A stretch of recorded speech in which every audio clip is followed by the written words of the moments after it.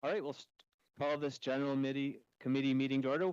Welcome, everyone. Thank you for joining us this evening. Councillor Lachika is joining us virtually, and Councillor Vasiliadis has sent his regrets. We start with the following land acknowledgement. We acknowledge that we gather on the traditional and treaty territories of the Williams Treaties First Nations, including the Anishinaabe people of Hiawatha, Curve Lake, Alterville, Basalul, Georgiantina Island, Rama, and the Mississaugas of Scugog Island.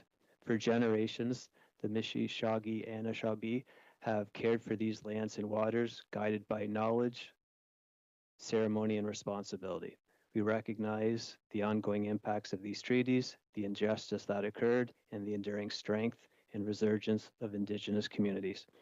As we live, work here, we commit to reflection, respect, and meaningful action in the spirit of reconciliation. The Council for the City of Peterborough recognizes the principles contained in our Constitution and the Canadian Charter of Rights and Freedoms. We'll now take 30 seconds to reflect.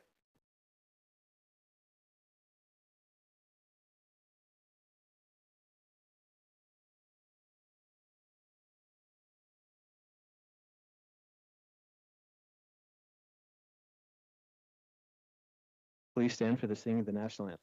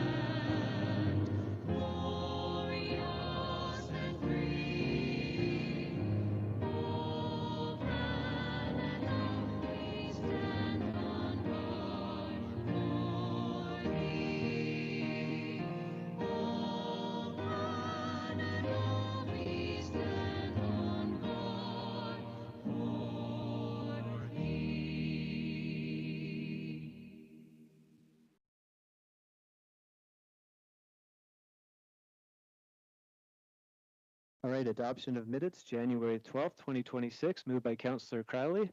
Any comments or questions, errors or omissions? We'll take a vote.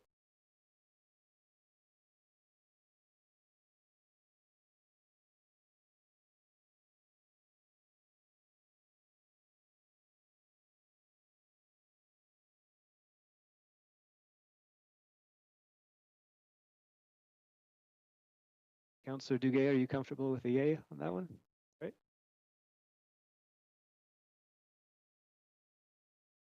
And that is carried. Thank you. Mr. Clerk, any disclosure of pecuniary interest this evening? Thank you, Mr. Chair. I have Councillors Hakey, Duguay, and I believe Crowley. Councillor Hakey?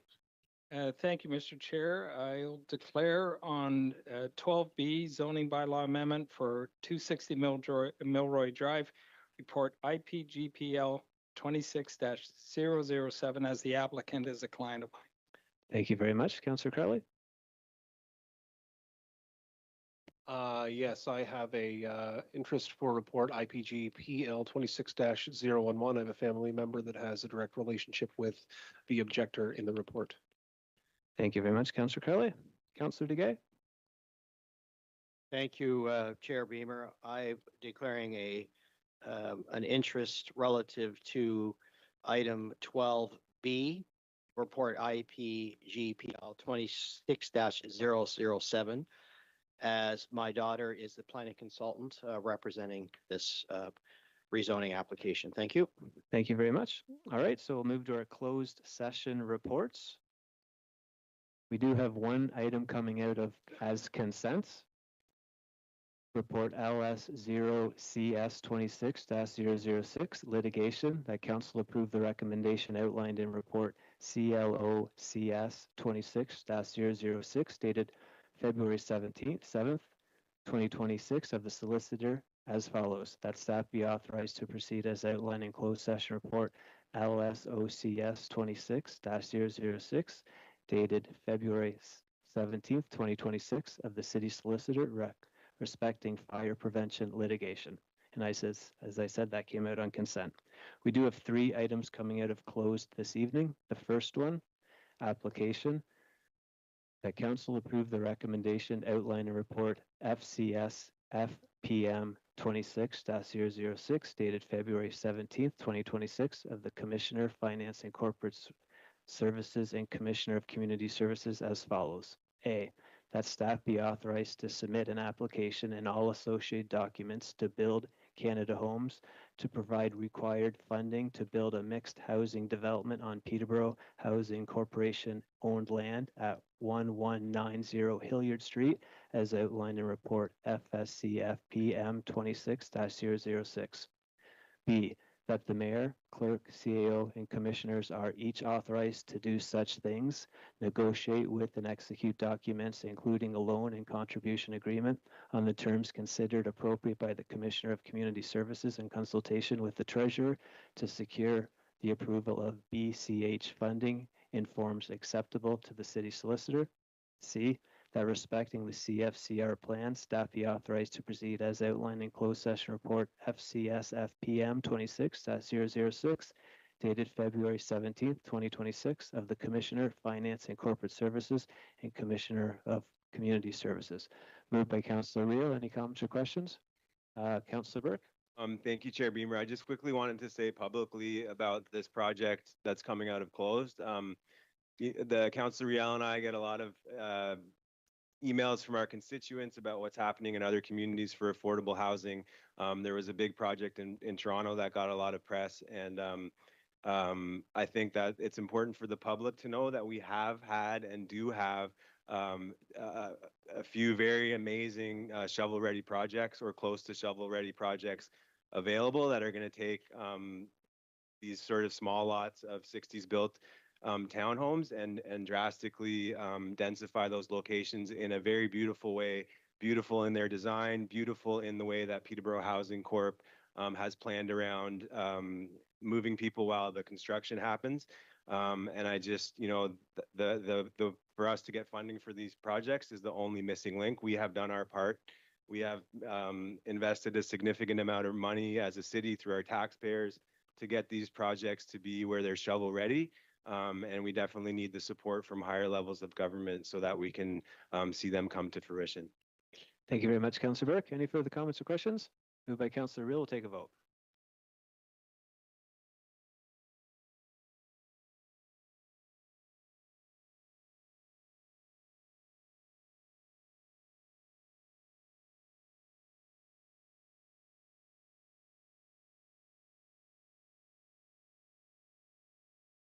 And that is carried.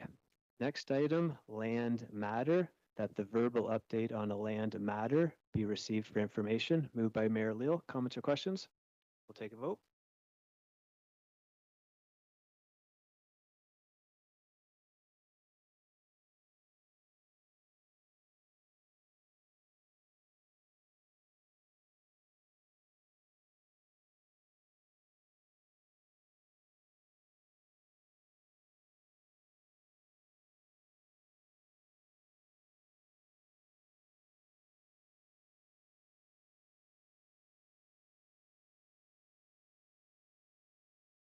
The mayor.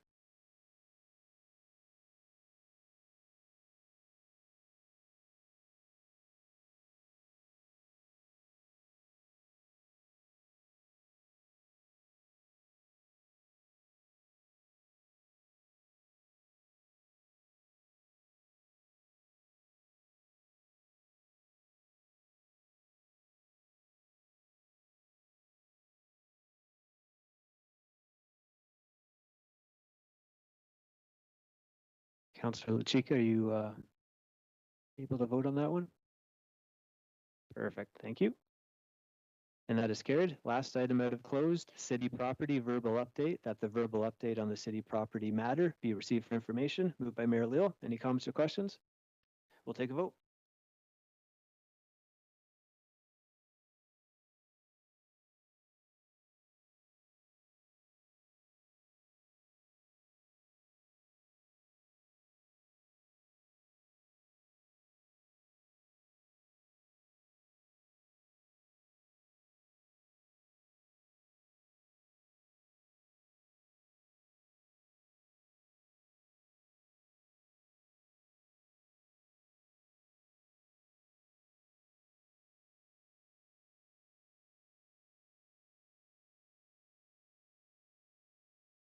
Councilor Cheek, are you comfortable voting on that one? You might be out of e-scribe.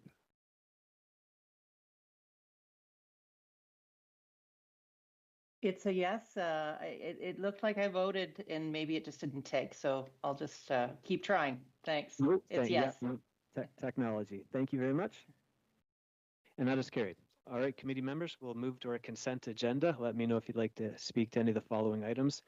13A1, 2026 borrowing bylaw. Anyone wishing to speak to that? Seeing none. 13B1, Robinson Street improvements budget transfer. Anyone wishing to speak to that one? Seeing none. 13B2, Armor Road, Park Hill Road intersection information. Anyone wishing to speak to that one? Councilor Real. 13B3, notice of objection, 107 Park Street North. Mayor Lee would like to speak to that one. 13B4, budget request for Cold Springs growth area. Anyone wishing to speak to that? Mayor Leal. 13C1, application by Fairhaven Long-Term Care. Anyone wishing to speak to that? Councilor Real. 13C2, 2026 municipal election updates. Anyone wishing to speak to that? Councilor Real. 13.3C, Advisory Committee Updates, Term of Reference, Riverview Park and Sioux. Anyone wishing to speak to that? Councilor Burke. 13D1, 107 Park Street North Building Demolition. Anyone wishing to speak to that? Councilor Burke. So up for consent this evening, 13A1, 13B1. Moved by Councilor Parnell. We'll take a vote.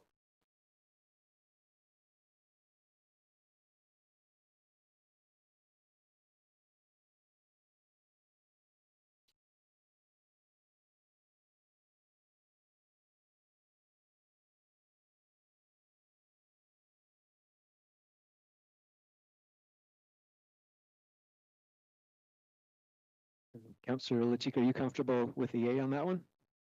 Yay. Fantastic. Thank you. Thank you. And that is carried. All right. We have two items under the Planning Act this evening. I'll pass it over to the Chair of Planning, Councilor Purnell. Councilor Purnell. Thank you, Mr. Chair. So we do have the two items. One is an official plan amendment and another is a zoning bylaw amendment.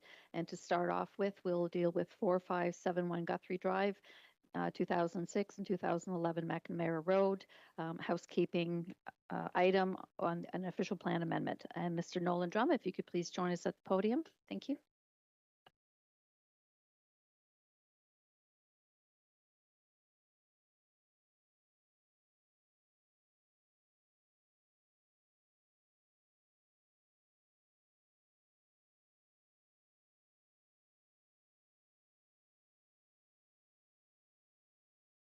Thank you, Madam Chair. Good evening, members of council.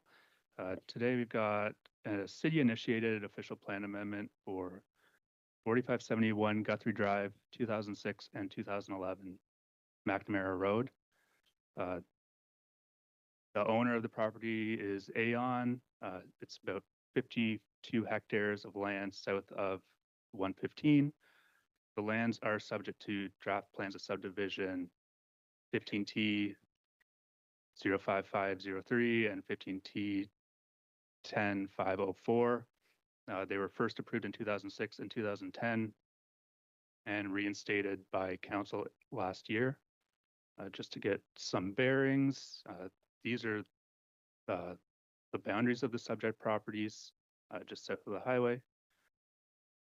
These are the lands that are subject to the draft plan approval. So really why this is coming before you is the property is currently within the Cold Springs special study area, which you can see on the right-hand side of the screen. When the official plan was approved by council in 2021, these draft plans of subdivision had lapsed, so they didn't have standing.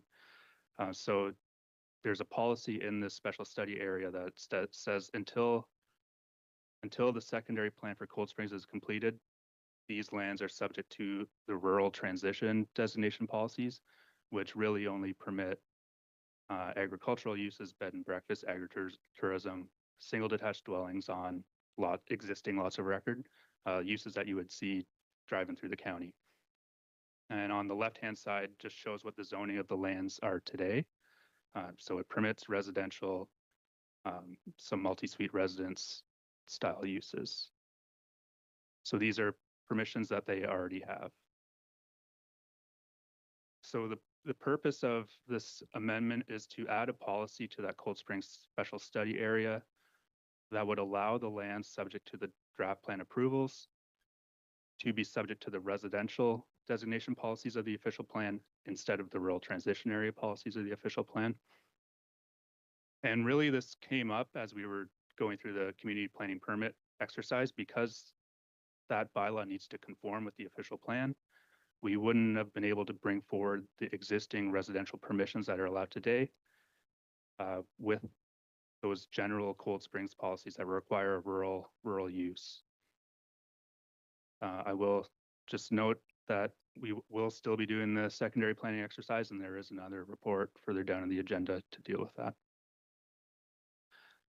So the application is supported by provincial planning statement. Generally speaking, the city's official plan, I know we're amending it, but generally the goals and objectives, and it meets the city's strategic plan. The notice of the application was circulated for comment in accordance with the requirements of the Planning Act. Didn't receive any comments one way or another, other than just people that have moved into the area since 2010 wondering what's going on. So it's staff's recommendation that the official plan be amended to introduce a new policy in the special study area for Cold Springs, allowing the land subject to those draft plan approvals to be subject to the policies of the residential designation, provided that those approvals have not lapsed. There's no map since it's just a text change. If you have any comments or questions. Here. Okay, thank you. I do have one question from Councillor Chica and then Councillor Duguay. Thank you. Through you, Chair. That was a legacy hand. It's been removed. Thanks. Okay, thank you very much. Councillor Duguay, you have the floor. Thank you, Chair Parnell. Mr. Drum, nice to see you again, sir. On page 2 of the staff report, page 13 of our agenda, the first bullet point speaks to, and I quote, the draft plan of approval of both plans of subdivision will lapse on February 3, 2035 if final approval is not granted beforehand. That's a 10-year time frame on a plan of subdivision, sir, that I think's been granted more than one. Is that a reasonable time frame, or should we be tightening up that time frame perhaps to a 5-year window? Mr. Drum, please. Through the chair, and I'll have Director Appleby correct me if I'm wrong, but I believe when council reinstated the subdivision approvals on February 3rd, 2025, they were reinstated for a 10-year period. That's where that number comes from. Thank you, Mr. Drum. I was trying to understand the timeline, and I could not find out in my notes, but thank you for that clarification. I have no further comments. Thank you, Chair Parnell. Thank you, Councillor Duguay. Any other questions for Mr. Drum? Seeing none, thank you very much. Okay, and we don't have any registered delegates on this topic this evening, so I will need a mover of the report. Councillor Beamer, any comments or questions? Seeing none, we'll move to a vote, please, Mr. Clerk.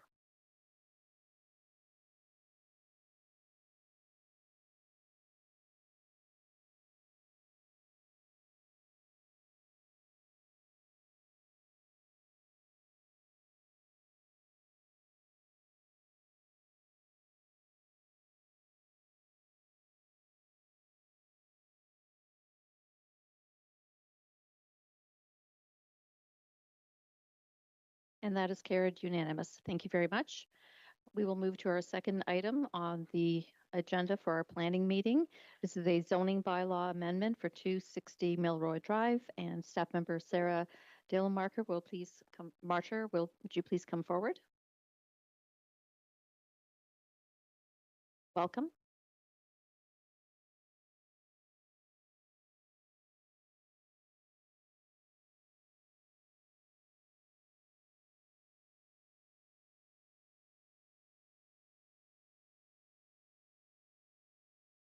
Good evening, Madam Chair, Your Worship, members of council. This evening's public meeting is regarding a rezoning application to establish a commercial zoning district that would permit a range of commercial and residential land uses more aligned with the property's major mixed-use corridor official plan designation. I prepared tonight's report and will guide you through the application and provide an overview of staff's recommendations.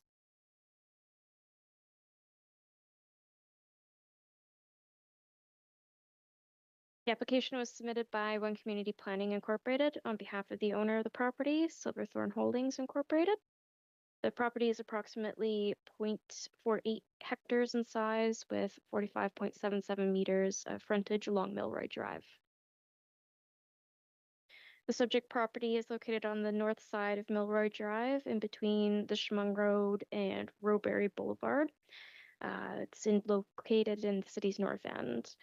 The surrounding land uses include a low-density residential development to the north, what's known as Portage Place to the south, Habitat for Humanity and the Restore is located to the west.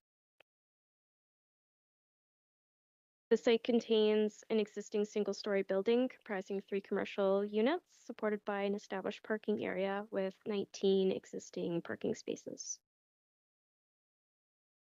These aerial images just provide a perspective of the property with respect to the surrounding land uses. So you can see in the image to the left, you can kind of get a better understanding for the proximity of the land to the residential subdivision to the north, and to the south, you can see the commercial uses. So the applicants are not proposing any physical development or expansion of the existing building at this time. Instead, the applicants are just seeking a zoning bylaw amendment to align with the uses permitted on the property under the official plan and to expand those permitted uses within the existing building to improve marketability. The attached site plan shows the existing site conditions, which are not going to change. The proposal aims to rezone the property from the Enhanced Service Industrial Zone to the Commercial District 7 zone, with a special exception numbered 379. The Commercial District 7 zone most closely aligns with the applicant's proposed uses and also conforms to the existing lot configuration of the lands. Exception 379 would apply site-specific provisions restricting outdoor storage between the building and the street, as well as to remove the minimum floor area requirements to recognize the size and configuration of the existing commercial units. So this slide just shows the full list of permitted or proposed permitted uses for the subject lands, which are also included in the draft bylaw attached to the end of the report. So the application is consistent with direction of the provincial planning statement. The application conforms to the city's official plan, though the proposed zoning bylaw amendment does not include a development proposal for residential units at this time. Residential units are being introduced as a permitted use on the lands, which is consistent with the city's policy direction. So notice of tonight's public meeting was provided in accordance with the directions of the Planning Act. This includes notifying all neighbors within 120-meter radius. There have been no requests for notification, nor any correspondence submitted expressing support or opposition of the proposed development from any neighboring property owners. No concerns were raised from internal or external stakeholders circulated on the application either. So in conclusion, and as provided for in the staff report, staff respectfully recommend that the application be approved. The application is consistent with the Provincial Planning Act and conforms to the city's official plan. Thank you, and I'm happy to answer any questions. Thank you very much, Sarah. Any questions? Seeing none, and Councillor Chika hasn't raised her hand either, so thank you very much. Excellent. And we do have one delegation to this item this evening. Ms. Jamie Hofling, if you could please join us at the podium. Welcome back. Good evening, Madam Chair and members of the committee. I would like to thank Ms. Delamarter for doing a great job on the presentation. I think she did an excellent overview, and I don't have much more to add, but if there's any questions from the committee or the chair, I'm here in attendance. Thank you. For the record, could you please Oh, yeah. state your address and Yeah. your name? My name's Jamie Hofling from One Community Planning. My address is 357 Wingle Road in Palmer. Thank you very much. The floor is open for questions from committee. Seeing none. Thank you very Okay, much. thank you. Good evening. Good evening. Okay, I need a mover, please. Moved by Mayor Leo. Thank you very much. Did you have any comments, sir? No comments, Madam Chair. The report speaks for itself. Thank you, sir. Okay, we'll move to a vote, please, clerks.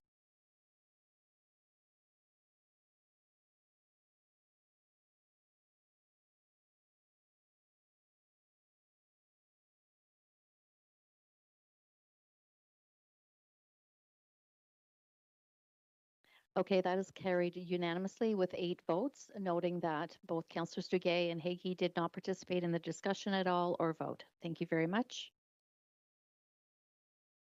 Thank you, Madam Chair. Fantastic job. So we'll move to our committee reports, 13B2, Armour Road, Park Hill intersection. Councillor Hill. Through the chair, I'll move the report.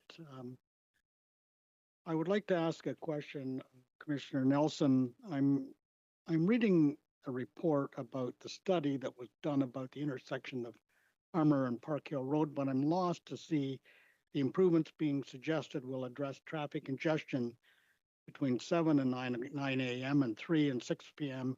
And all of the study is limited to not addressing speed and traffic measures to migrate traffic accidents on Armour Road. Please can you add something to this here, because I'm really struggling with this report.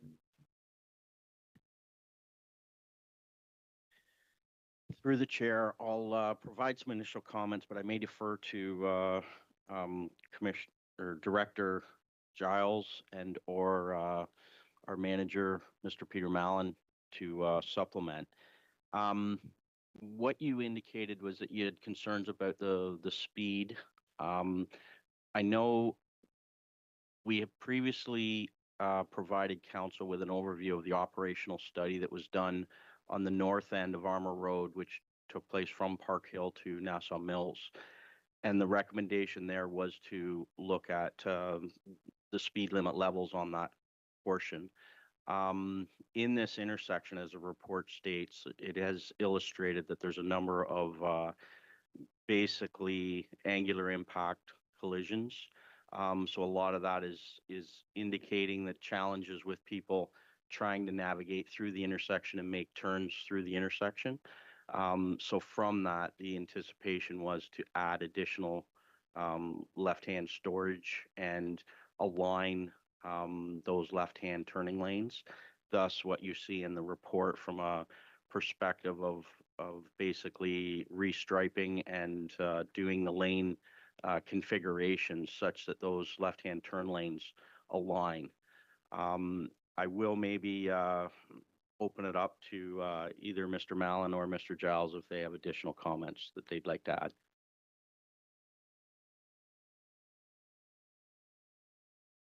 Mr. Mallon, always a pleasure.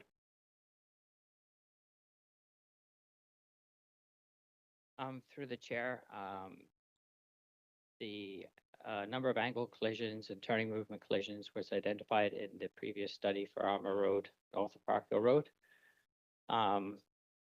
This intersection is actually part of the Transportation Master Plan for reconstruction probably in the next 10 years.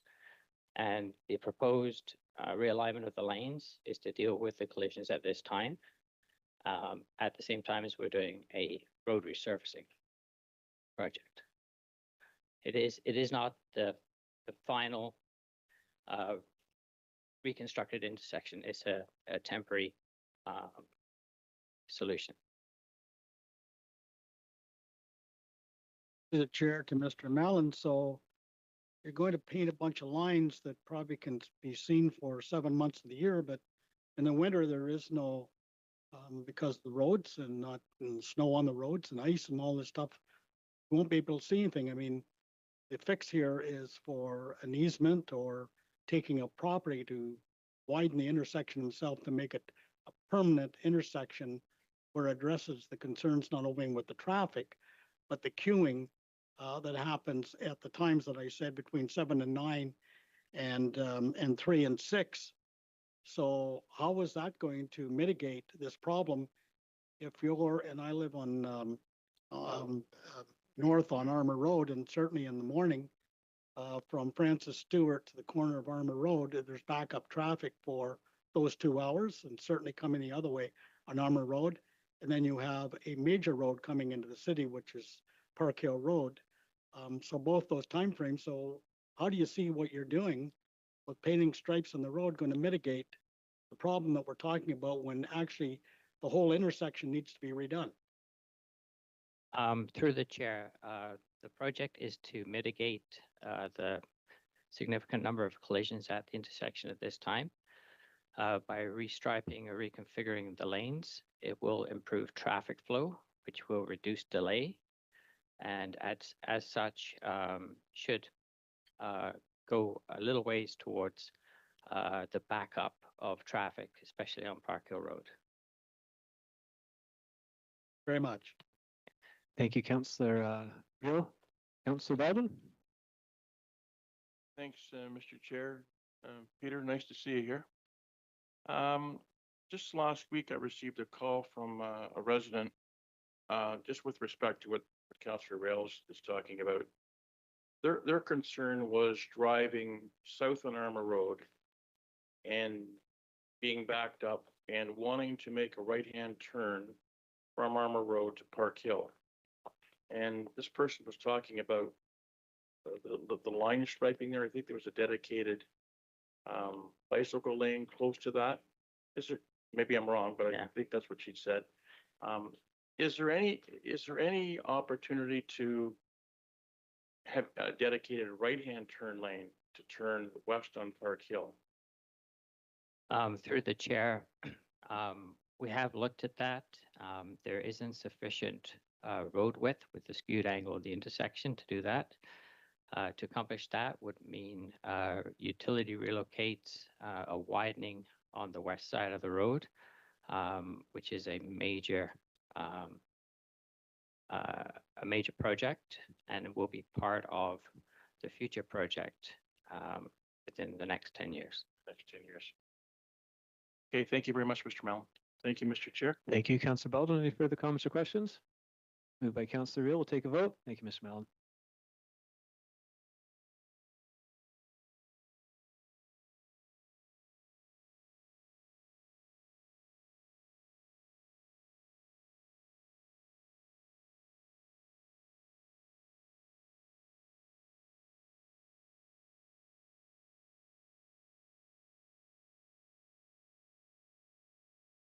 And that is carried. Next item, 13B3, Notice of Objection, 107 Park Street North. Mayor Leal. Thanks very much, Mr. Chair. I would move recommendation A. Recommendation B needs to be amended. That would say that buildings 21, 24A, 26, and 28, as listed in the city's notice of intention to designated dated November 6, 2025, be excluded from the list of heritage attributes for 107 Park Street North. Those 4 buildings, Mr. Chair, are currently leased by BWXT. I have been in conversations with Mr. Walker. Mr. Walker is the Vice President for Government Relations for BWXT.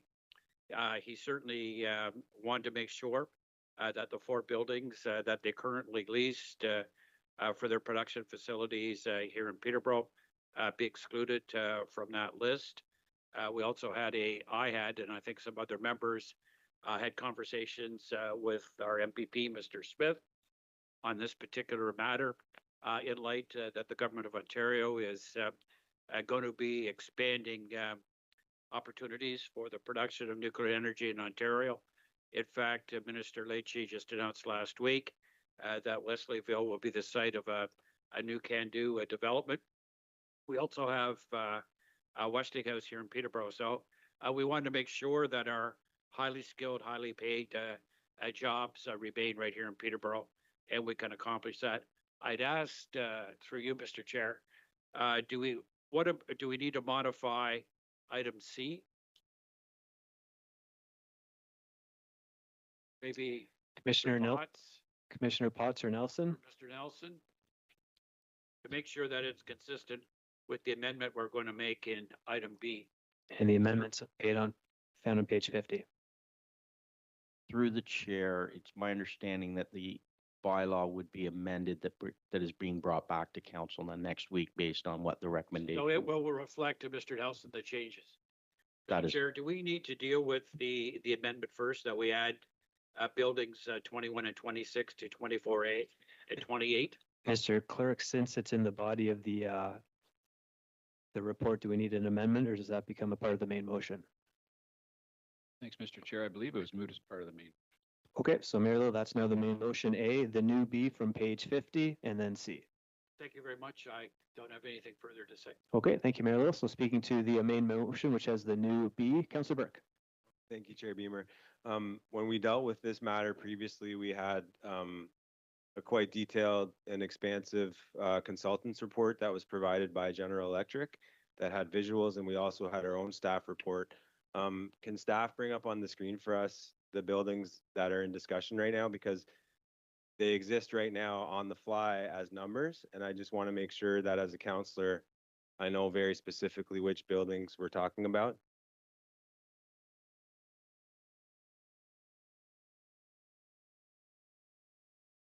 Can we put that on the screen, Appendix C?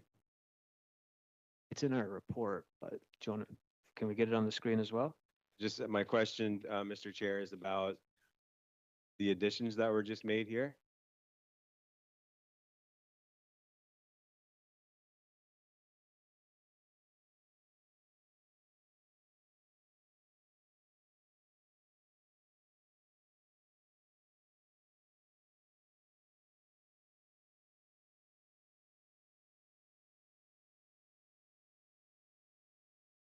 Councilor Burke, I'm just asking sincerely, Appendix C, is that what you want to see on the screen?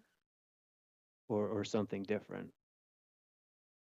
Just, I'm having trouble with the size of the, I'm just having trouble with this, with the way that I'm looking at Appendix C right now on my screen, and I want to be sure that I'm clear which additions were made, like which buildings those are. I see Part 3, Part 6, Part 3 of these buildings, but I don't see them with the same numerical reference as in the motion.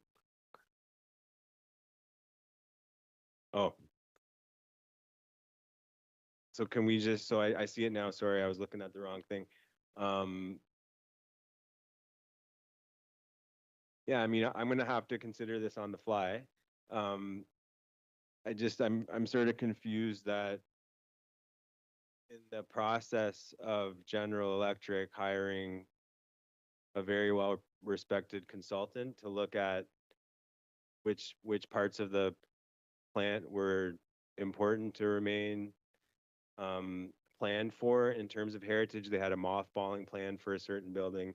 They looked at other sites, and I'm just wondering why this is coming to us like the way it is. I think in the report and in what was said by Mayor Leal, that they're taking into consideration work that they may need to do to expand the BWXT site, and they don't want that to be interfered with by a heritage designation. And so I'm wondering why that wasn't, maybe to Mr. Nelson, please, Mr. Chair, why that wasn't part of our initial report when we looked at this? Commissioner? Like, what changed? Were they not aware of were they aware at that time that we were going to designate? through the chair, it was basically my understanding through discussions with representatives from the property owner and representatives of the occupants of the buildings. The initial report had indicated that the couple of annexes which were attached to building 26, which was 24A and 28. The initial report from the property owner indicated that they had limited heritage value, if any, and city staff agreed with that. So that's why the initial recommendation in here indicates that it had sort of recommended that those annexes to the building 26 be removed. However, city staff had also received and council received a letter from BWXT indicating the concerns related with a designation of the other two buildings that BWXT currently occupy. So from that, as part of the discussions, thus the form of the report that you're seeing in front of you tonight, and weighting of that variance of those concerns relayed by the occupant of the buildings. Thank you, Mr. Nelson. And, I can accept that. And I think my position on the matter has not shifted, which is that I feel that as a city and as a council, we continue to be led down a path by a company that has in large abandoned that site and will continue to do so. And I think that that doesn't have to be viewed as a negative thing. I think that anytime we look at this, to me, it presents an opportunity for us as a city to take a proactive stance on that site and to do something in a way that will revitalize it in ways that we've seen other cities. But we've already debated that, and my position remains. Thank you. Thank you very much for that, Councillor Burke. Speaking to the main motion, I have Councillor Duguay and Lachika. Councillor Duguay. Thank you, Chair Beamer. This matter, this report was considered at the portfolio co-chair meeting attended by Councillor Lachik and myself. Commissioner Nelson did provide us an overview and explanation of the report. I have since opportunity to just do again another drive around the property. I understand the requests; they are reasonable, and I do think they respond to a very active and important industry in our community, and we're respecting their operations and potential expanded operations on this industrial property. Thank you. Thank you very much for that, Councillor Duguay. Councillor Chica. Thanks very much. Through you, Chair Beamer. Appreciating the information that we've received in portfolio meetings and again this evening. Thank you very much, Commissioner Nelson. If I may, through you, Chair Beamer, a question to His Worship, just based on your discussions with the province, et cetera, and BWXT matters. I'm wondering, is there any discussion that you could speak of with regard to GE perhaps extending the scope of the lease because of their intentions to expand? You've spoken about growth, but their intentions to expand nuclear operations to the site for which a demolition application is being made. Is there any connection there? And I'm just wondering if you could speak to that. Thank you very much. Through you, Chair Beamer, to His Worship. Not at all this time. BWXT just indicated the 4 buildings that they currently lease, and they're looking at opportunities within those 4 buildings. One of the more exciting proposals, of course, is the additional productions of nuclear isotopes for medicine throughout the world, and of course we all welcome that. But currently, the current footprint that they have with the 4 buildings meets their need for today. But with other announcements, we'll wait to BWXT if they share any plans with us down the road. Councillor Chica. Thank you very much, Your Worship. Thank you, Chair Beamer. Thank you very much, Councillor Chica. Any further comments or questions? Moved by Mayor Leal. A, B, and C. We'll take a vote. Yeah. As amended.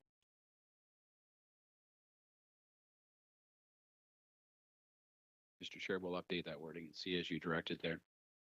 Perfect. Thank you. And that is carried. 13B4, budget request for Cold Springs Growth Area. Mayor Leal. Thanks very much, Mr. Chair. I'll be moving this. As we know, Alto High-Speed Rail has identified 7 stops in the route: Quebec City, Trois-Rivières, Montreal, Laval, Ottawa, Peterborough, and Toronto. The Federal Minister of Transportation has indicated that the amount of land needed for Alto stations is going to be 42 squared meters, which is approximately 10 acres. And if you indulge me for a moment, I just want to go back to my grade 10 drafting days at Kenner Collegiate. I did draw a railroad line, the Alto Rail, coming into Peterborough. We assume that Alto will want to cross the Otonabee River at its narrowest point. So that's certainly down in the Cold Springs area. And if we start the development of the station in that area, 10 acres would provide sufficient surface parking to serve the region. We sense that Alto may choose the en route type facility to provide food offerings and the sales of tickets. And we want to make sure that we position the city of Peterborough strategically. Later this week, we'll have the opportunity to meet with Martin Emblom, who is the CEO of Alto when he's in Peterborough. We also know that there will be a public open house by Alto next week. So we feel strategically, Mr. Chair, that we want to position the city of Peterborough before anyone else in the region might want to get into the game to plan for the station. Another aspect of this, of course, to service this area, we would need the permission of the Ministry of Transportation because the services would go under the bypass. This is an example of a community being proactive, a city ready to meet future demands, Mr. Chair. Thank you very much for that, Mayor Leal. Moved by Mayor Leal. Comments or questions? Councillor Degay. Thank you, Chair Beamer. As Mayor Leal emphasized, February 24th from 9 until 12, Alto is hosting a planning. They're beginning their series of roundtables. So the planning roundtable, which is an invitation event that is available, plus there will be other roundtables as well as a drop-in center on the 26th.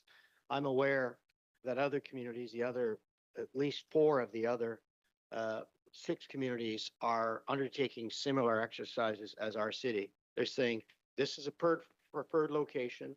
We want this development in our city, or in our city limits, serviceable limits. This is the decision that's going to be monitored very closely by the marketplace. And it makes eminent sense that we pre-commit and proceed with appropriate planning for the Alto station. So I wholeheartedly support this staff report. And thank you to Commissioner Nelson for saying. Thank you very much for that, Councillor Degay. Any further comments or questions? Moved by Mayor Leal. We'll take a vote.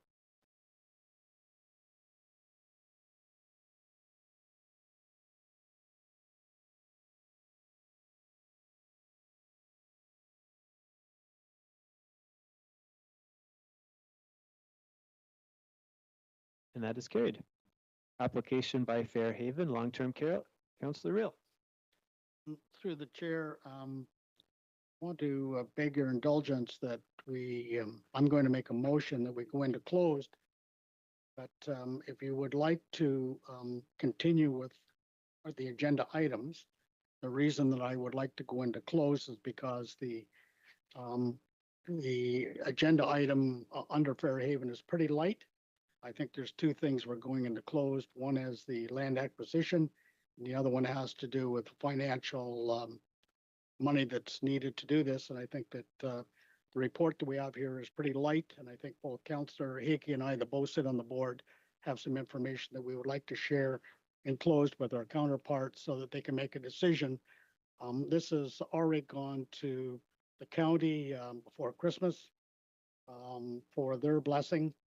So certainly we tried to get this on the agenda. and have the executive director come here, but we have not been able to do that because of time constraints, but I think that we need to share something.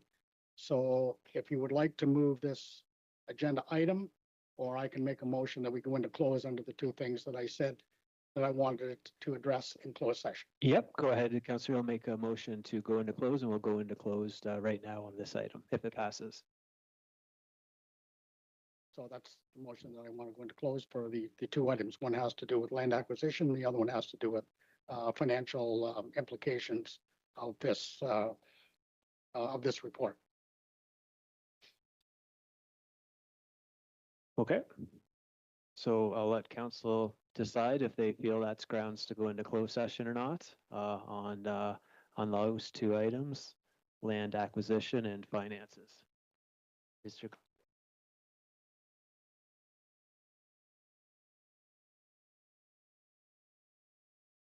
So maybe there's no financial grounds in the report, Councillor Reel, so maybe we better just stick with land acquisition. There may be some information you know, but there's nothing in the report. That's exactly what I'm trying to say, that this report here is pretty light. You're trying to make a decision, but there's a whole sequence of events of why this report is here. You have a letter from the executive director, but there's a whole bunch of sequence of what we went on, and certainly a year or over a year's work that went into this file here. So I think that we need to share it with the rest of council and go into close and tell you the story and why we're here and what we're asking. I understand there's no decision tonight. It's just a receive for information. So I'll allow the vote, but council just needs to be aware that we have to focus on what's in the report, which is a receive for information. But moved by Councillor Reel to go into close for land acquisition.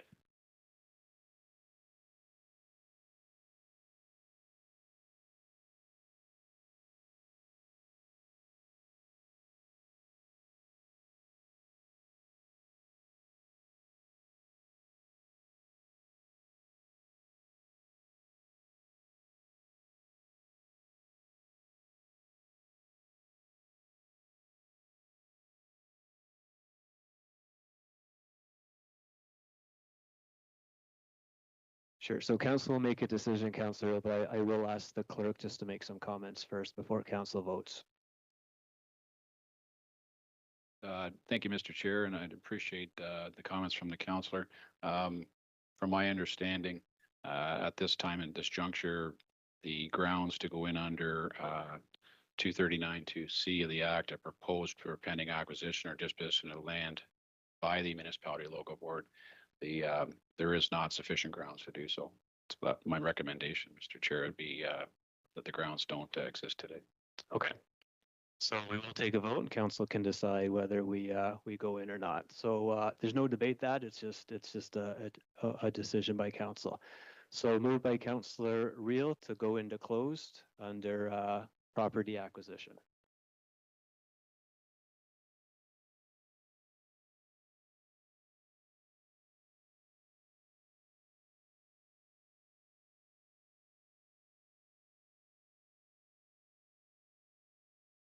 And that is carried. So we'll go into close and we'll reconvene when we get out.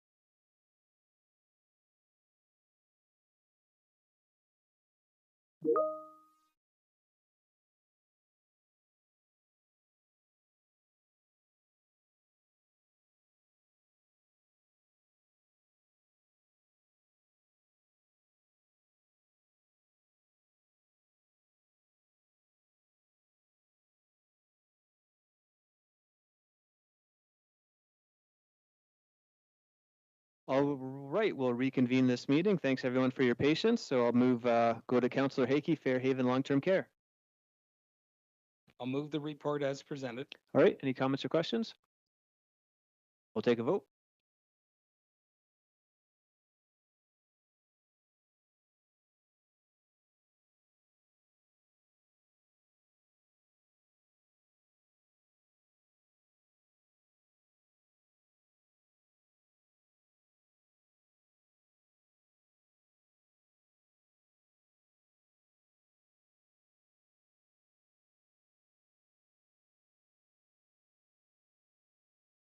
And that is carried. Thank you, everyone. 2026 municipal election update. Councillor Rail.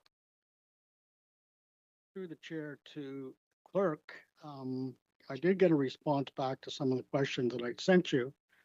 And, you know, when I got this report on page 7 or 78, page 7 of this here, we're running up against a date of February the 20th, March the 2nd. And I remember back in the fall, I asked a question that if I was to place a referendum on the ballot for the next election or for the election in 2026, that we would have time to look this over and make suggestions at council. Well, my question to you is, we're running up against a date here of February the 20th, that it looks like I have to bring a bylaw if I want a referendum. And then there's a sequence of events that's got to happen. And then the last day of the bylaw is submitted for questions on the ballot is March the 2nd. So can you give me some clarity here where we are on this? Because if that was what we were doing, should have had this the first of the year so that we could prepare ourselves, because if I have to put a referendum on tonight under, I guess, new business or whatever you want to call it, I have to do that tonight. Is that right or is that wrong? I need some guidance here. Mr. Clerk. Thanks, Mr. Chair. The councillor is correct in that in the fall of last year, I did provide members of council via email a detailed synopsis of the timelines involved with putting a question on the ballot. And in that email, which is a synopsis of what I provided today to council, it does outline several key dates. So in Ontario, March the 2nd, which is the Monday, is the final date for a municipal council in Ontario to pass a bylaw to put a question on a ballot to their electors. Inherent in that process, as the councillor alludes to, are other steps involved. February 20th is the last date to then provide the requisite 10 days notice based on the March 2nd date. February 20th is the last date to provide notice to the members of the public that council does intend to pass a bylaw to put a question on the ballot. Part of the also inherent in that process is the requirement to hold at least one public meeting for public input on that matter. So, thank you, Mr. Chair. Thank you very much for that. Councillor Real. Through the chair, so are we up against a date here? Or can I make a motion tonight for a referendum to go on the ballot for 2026? Mr. Clerk. Thank you, Mr. Chair. When you look at the sequence of events, if any recommendations that council might make this evening would not be ratified until next Monday, the 23rd. So I would suggest we're up against timelines, Mr. Chair. Councillor Real. It doesn't do me any good, does it? Because I made myself pretty clear. I wish that this would have come to me in an appropriate time. I'm thinking about the first of the year, which we could meet these dates, because I made it quite clear that I wanted a referendum on this ballot of people, the taxpayers of the city of Peterborough, making a choice of spending $150 to $250 million in a sports and entertainment center. I don't think that's a decision of council here. I think it's a decision for the taxpayers of the city of Peterborough.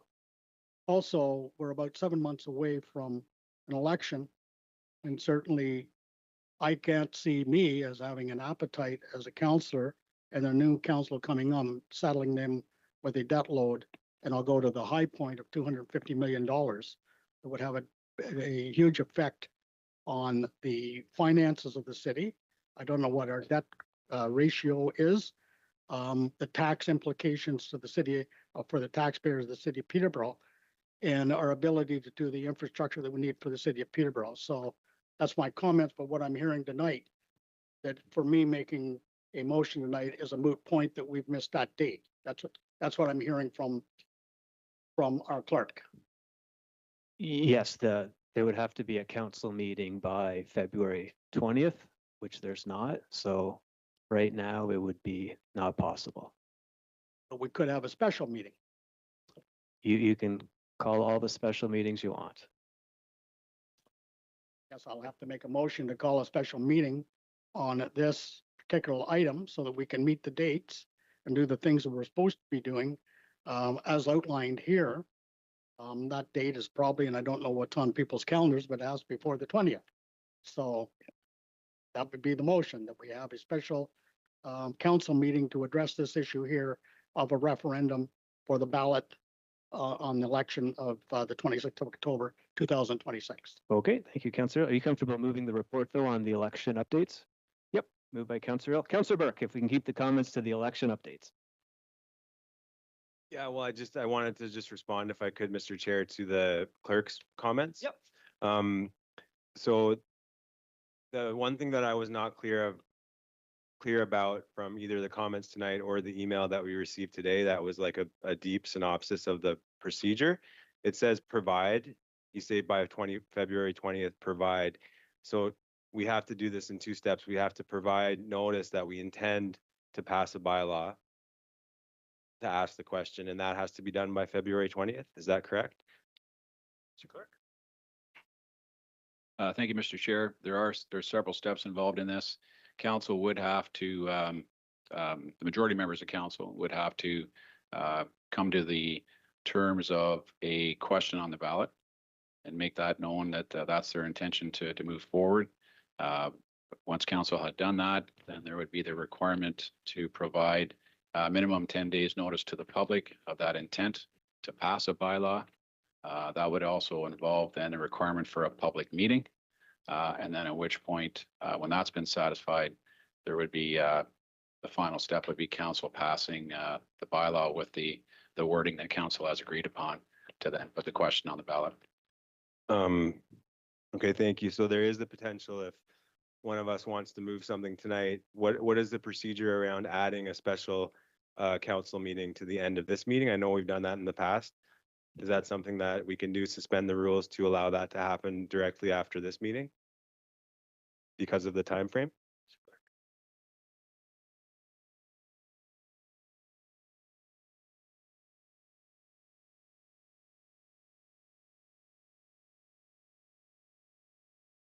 Yep, take your time, take your time.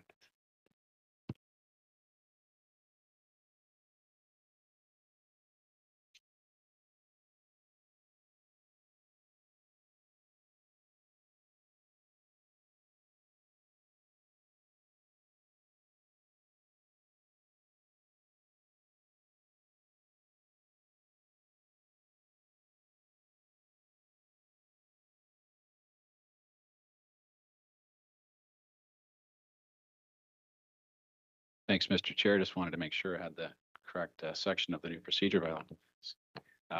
Yeah, section 14D does require at least 2/3 of members of council to suspend the rules. There's less than 48 hours notice.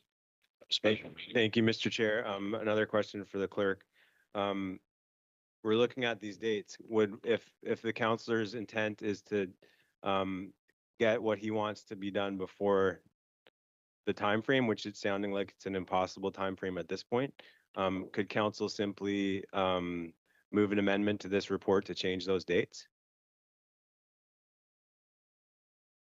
Thanks for the question, Mr. Chair. Those dates are statutory dates provided in the Municipal Elections Act. Thank you. Okay, thank you very much. Thank you very much, Councillor Burke. Any further comments or questions? Councillor Baldwin. Question, Mr. Chair, to the clerk. John, I've heard a couple words, the question, plebiscite, referendum. Are those all the same kind of words or they have different connotations. Where I'm going with this, I'm wondering if a question did get on the ballot, at what point in time does the vote become binding? I believe I heard something in the neighborhood, it had to be 50% of the electors who voted would make it a binding decision, and if it's less than 50%, it wouldn't matter what the people say, if I got that correct. Mr. Clerk? Thanks, Mr. Chair. The councillor is correct. Again, outlined in the Municipal Elections Act, it does specify that for a question on the ballot, or I think the terms tonight are being interchanged, plebiscite. For a question on the ballot to be binding, it requires that a minimum of 50% of the eligible electors participate in the election vote. And then within that number, the majority or a minimum of 50% of the voting electorate then must support the question on the ballot. Thank you very much, Councillor Baldwin. Mayor Leal. Just a little history, Mr. Chair. There's been four plebiscites, I should say. One in 1988, one in 1991, one in 1997, and one in 2003. And in each of the four cases, voter turnout was less than 50%. So the plebiscite was non-binding. It was a solicitation of opinion, but non-binding. And a couple of cases where the plebiscite said no, the council of the day said yes. Yes, in terms of building a performing arts center, and yes, to licensing a permanent casino. When on the plebiscite, less than 50%, they were both turned down. Thank you very much, Mayor Leal. Any further comments or questions? Councillor DeGay. Thanks, Chair Beamer. Mr. Clerk, if I might, I note in the report, page 75 of our agenda, page 4 of the report, I had at a previous council meeting inquired about cost to administer the election to school board trustees. So my question and concern has been answered through this report. Thank you, sir. But I did note with interest on page 76, election signs. And I'm looking forward to that report. That I have during the last campaign, and already persons are inquiring about election, where are they or where will they not be permitted? So I'm looking forward to that report with keen interest. So thank you, sir. Thank you very much, Councillor DeGay. Councillor Burke, a second time. Thank you, Chair Beamer. I appreciate the opportunity. I had a question for the clerk, please. And it's just sort of like a general question to sort of clear up any misunderstanding on my part, and it's probably very specific to Town Ward. But I've heard from people lately that we have a lot of business owners in Town Ward that don't live in Town Ward, and so they vote in separate wards. Now, some of these business owners are saying that they can use their business address as their voting address. Is that true? Can they do that? Only vote one time? Mr. Clerk, we can change that. Thanks for the question, Mr. Chair.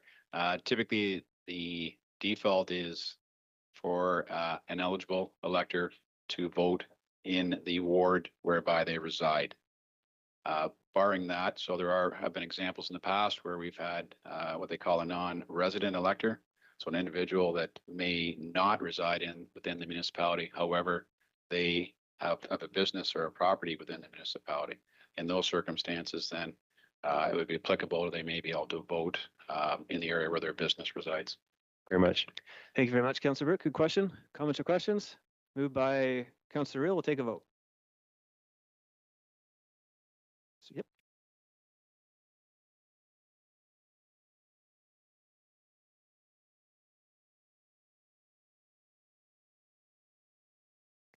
So I don't think we're voting on that. If we do, we can do it in other business. So if we could just pull that, I don't think so. If you want to bring that, Councillor Burke, we'll do that in other business, which is just 5 minutes from now. So Natalie, if we can just do 2026 municipal election update.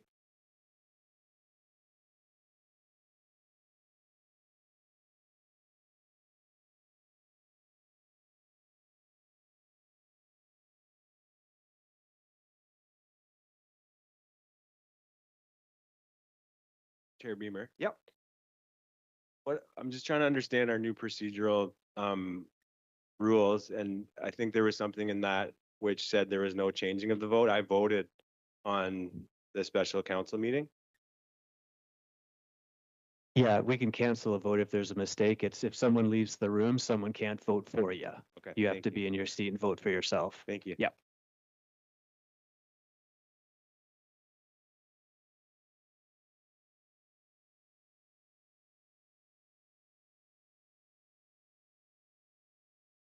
And that is carried. Advisory Committee update, terms of reference, Councillor Burke. Thank you, Chair Beamer. I just had a quick question for Mr. McCauley or Mr. Laidman. I think that in this report, the zoo, the committee we're talking about for the zoo is one of the sort of casualties of those committees that are losing the counselor role in the committee. In what way are those decisions going to be coming back to council? Or what sort of updates are we going to be given about what's happening at that board? Sorry, through you, Chair. You referring to just the board or all of the advisory in general with that question? I think this report is about the zoo board, correct? Correct. Yeah, so that my question is about this report, which is about the zoo committee. Point in time, staff don't intend to bring the further report. The zoo, this was an opportunity to align the zoo advisory with all other advisory committees at the city, and there wouldn't be an intent to bring another report. Yes, so I understand that. My question was about what are the mechanisms for us as counselors to sort of stay in touch with the decisions that are happening at the Riverview Park and Zoo Advisory Committee? Are we gonna be generally updated by them? I know Councillor Parnell and I will probably be updated in our portfolio meetings. But since we've taken the zoo in-house, how is council as a whole going to be updated on issues relating from that committee?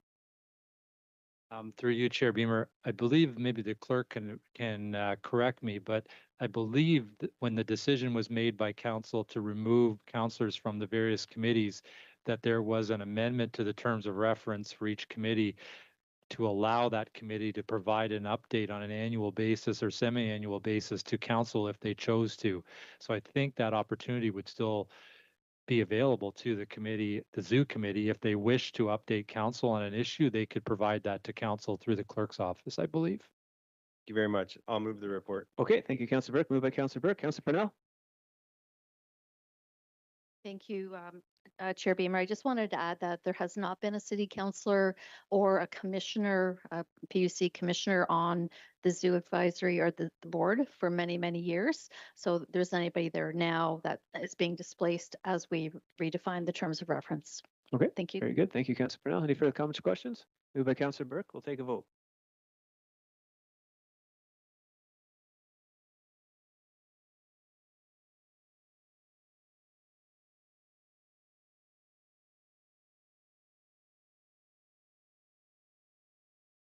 And that is carried. Last item of the evening, 13D1, 207 Park Street North building demolition site and broader impacts study. Councillor Burke. Thank you, Chair Beamer. In October, council asked for something very specific. We asked for a health and safety plan from the city's perspective for the GE site and its broader impacts on surrounding residents. That has come back to us just in this report as a restatement of the jurisdictional limits we have already debated. What the city can and cannot require through the demolition permit process, and a template that the owner could consider. That is not what I asked for in this motion, and that is not what council asked for. The motion was about the site entirely and its impacts on the surrounding neighborhood, not solely through the demolition process. The core question was never whether the city can compel GE to submit a plan under the building code. The question was, what is the city itself going to do to protect residents from the impacts of this site? Appendix A actually shows that staff understand what a robust approach looks like. Independent monitoring, public reporting, thresholds, stop work triggers, resident communication.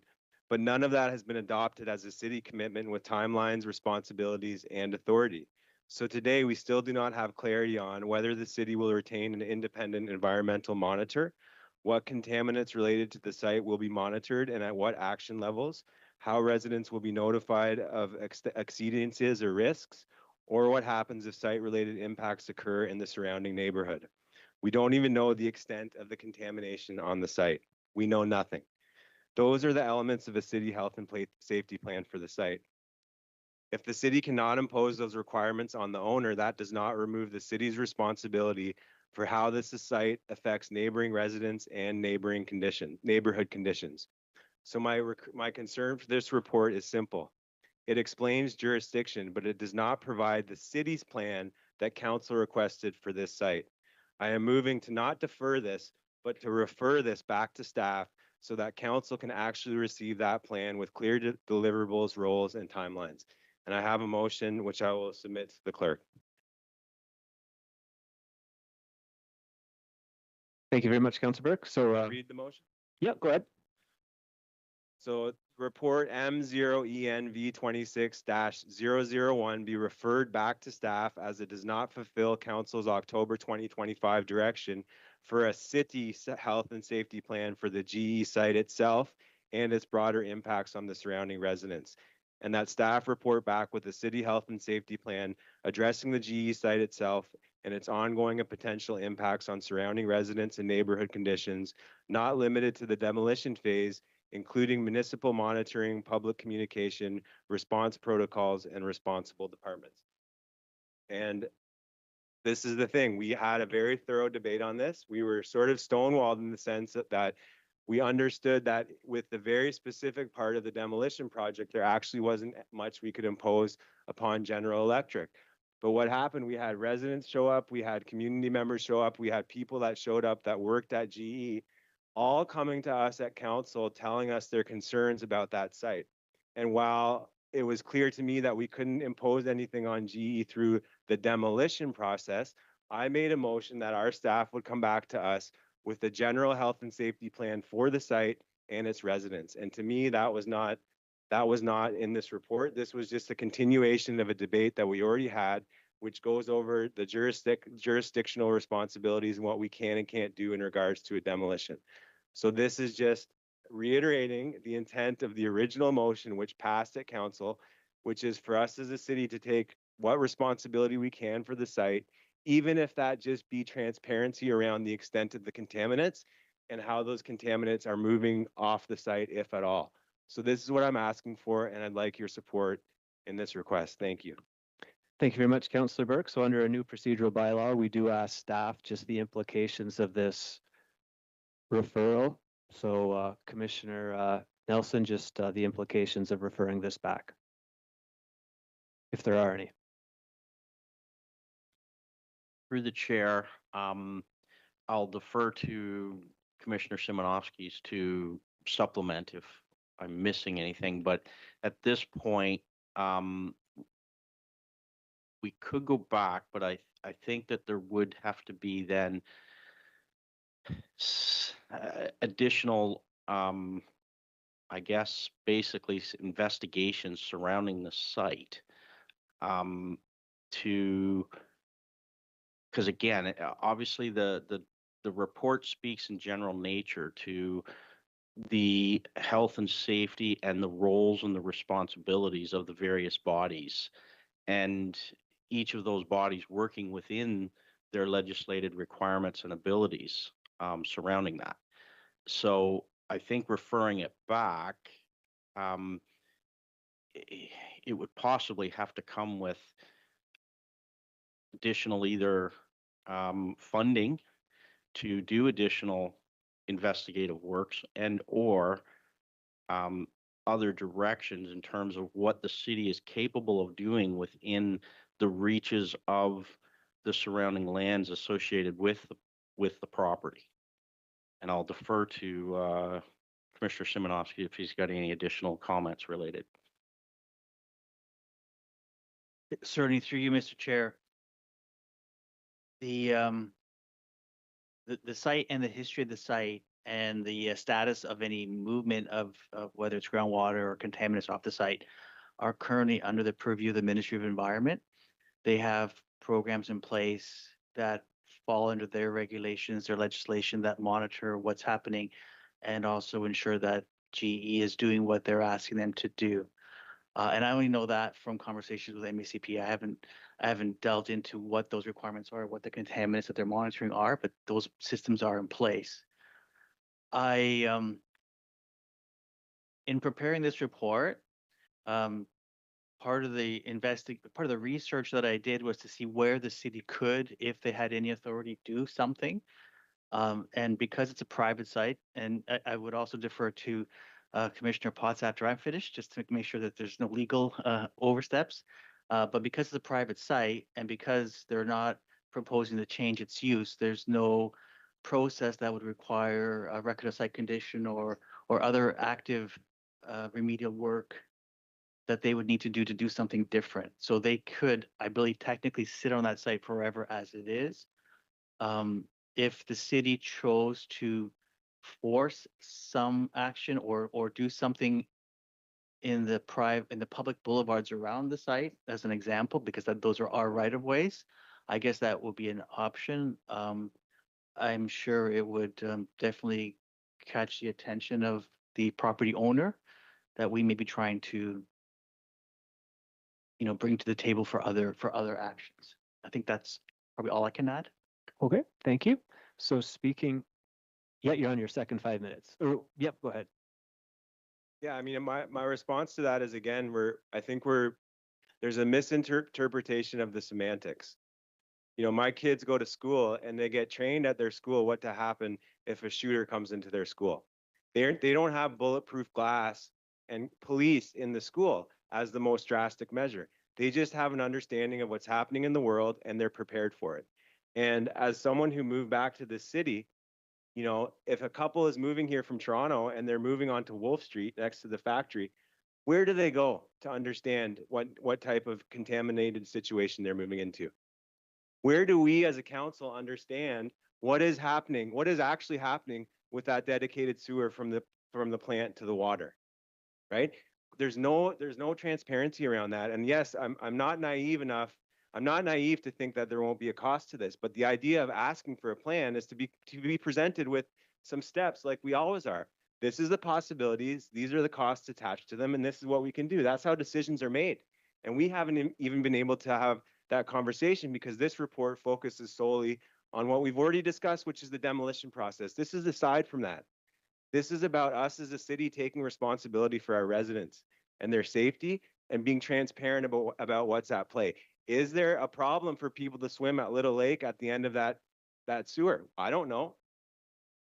You said, Mr. Simonovsky, that you don't even know what contaminants are on that site. To me, that's a problem. And so this is a starting point, I believe, for us as a city to take some responsibility where we can. Yes, it is a private site, but the roads next to it are ours. The water that comes out of it goes into our water systems, our sewer systems, maybe our drinking water. The fact is we don't know currently at this point what the extent of that is. And I think that it's our responsibility to try and figure that out. And so we can deal with the situation from some actual tangible facts. That's my point. Okay, thank you, Councillor Burke. So speaking to the deferral, I have Councillor LaChica, Heikki, Reels. Councillor LaChica. Thank you very much. Through you, Chair Beamer. And speaking to the deferral, I would like to state that in support of Councillor Burke's comments, this is urgent, and that's what we're hearing from him. The community and region has been watching and waiting since receiving notes in their mailboxes back in September of 2025 on what we understood at that time was so imminent. Residents of our town ward in close proximity to this proposed site, parents of students at Prince of Wales, Queen Mary, the West End, the entire city, Peterborough County, with whom we share the Bensford landfill, they're wondering about this and haven't heard, and the entire region. Urban Indigenous rights holders and Williams Treaty First Nations are watching and waiting to see what's next. Why? Because planning and preparation is of the essence when it comes to community safety and well-being, especially around an unprecedented scale and scope of demolition known by all to have its toxic legacy and impacts. What and how this is done is crucial. So I'm hearing that that's the spirit behind Councillor Burke's his deferral. Ultimately, I would like to move the motion and I will support the deferral. However, if it fails, I have another motion that I've already submitted to the clerk that I would like to have read. But I just so that we're all hearing the impact and how widely it's felt. And that's why this is the opportunity for us to use what we have as councillors in our leadership positions, in our elected positions, to do right by a demolition process and by providing for the most we can for the health and safety of our community. Thank you very much, Chair Beamer. Thank you very much for that, Councillor Chica. To the deferral, Councillor Hickey. Thank you very much, Mr. Chair. If I understand what you're asking for, Councillor Burke, it's the same thing that the government is going to require and produce before they do anything. Now, I don't know who to direct that question to, if it's legal or I'm opening it up. Am I correct that exactly what everybody's asking for will come before any work is done from either the Ministry of Environment, the Ministry of Labor, the contractor? I don't know who to address it to. Commissioner Simpsonovsky, are you comfortable starting? Certainly, through Mr. Chair, I'll start the conversation. So the report that's in front of you identifies a process, a safety plan, a protocol that a landowner would ideally bring forward in the either demolition or modification of a site to allow for transparent, supported, engaged community understanding and direction, as well as any safety issues that may emerge from whatever activities. And Commissioner Potts can speak to this.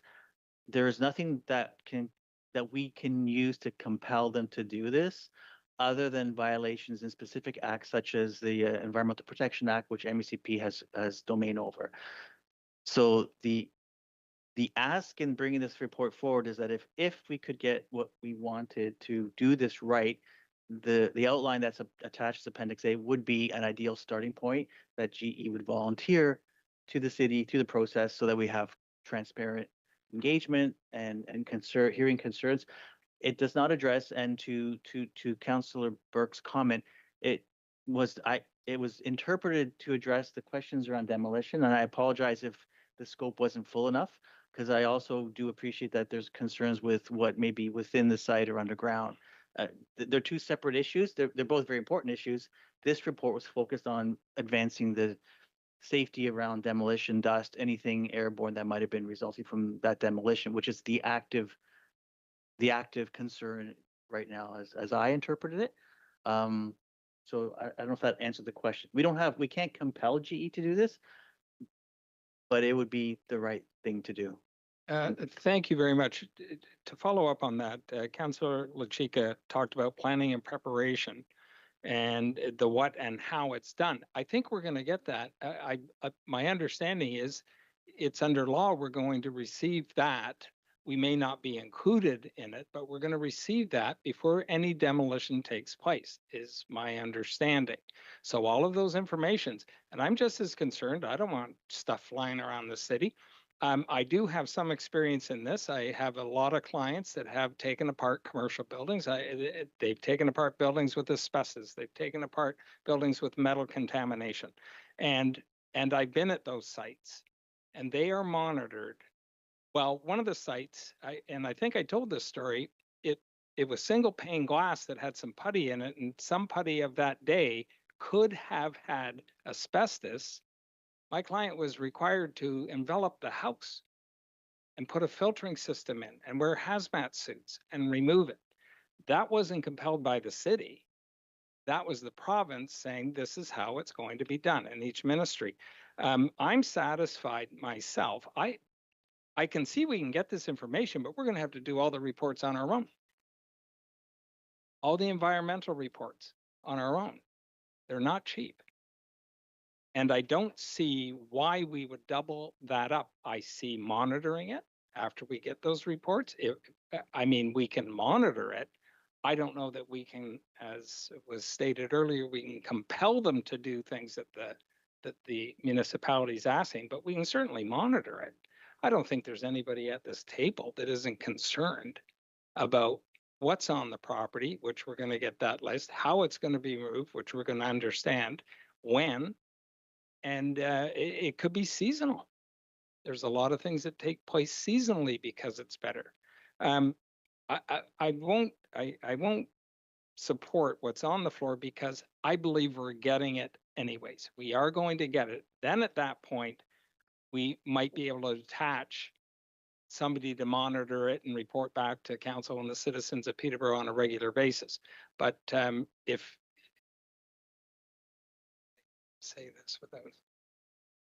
if you don't trust what's in place now, we got a bigger problem. And I'm not talking from us. Thank you. All right, thank you, Councillor Hickey. Councillor Reel, Crowley, Maryville on the deferral. Councillor Reel. Through the chair, I had a email exchange with Commissioner Szymanowski today, and we've received a preliminary report from city staff about the cleanup of the site at 107 Park Street.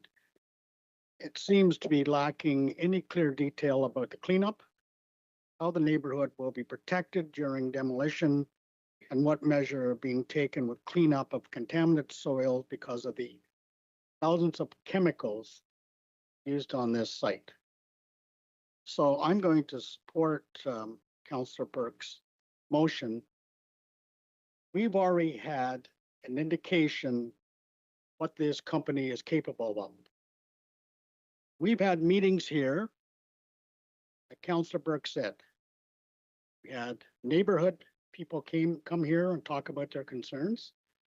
We had workers that came here and told you about the exposure levels and what their life has been and the loved ones that they've lost. And what was the reaction from the company? Where I spent 38 and a half years, you got a letter from their lawyer. That is just how this company reacts to bad publicity. They will protect their name at the nth degree. It doesn't matter. I think we as a council have a duty to make sure that this company cleans up this site.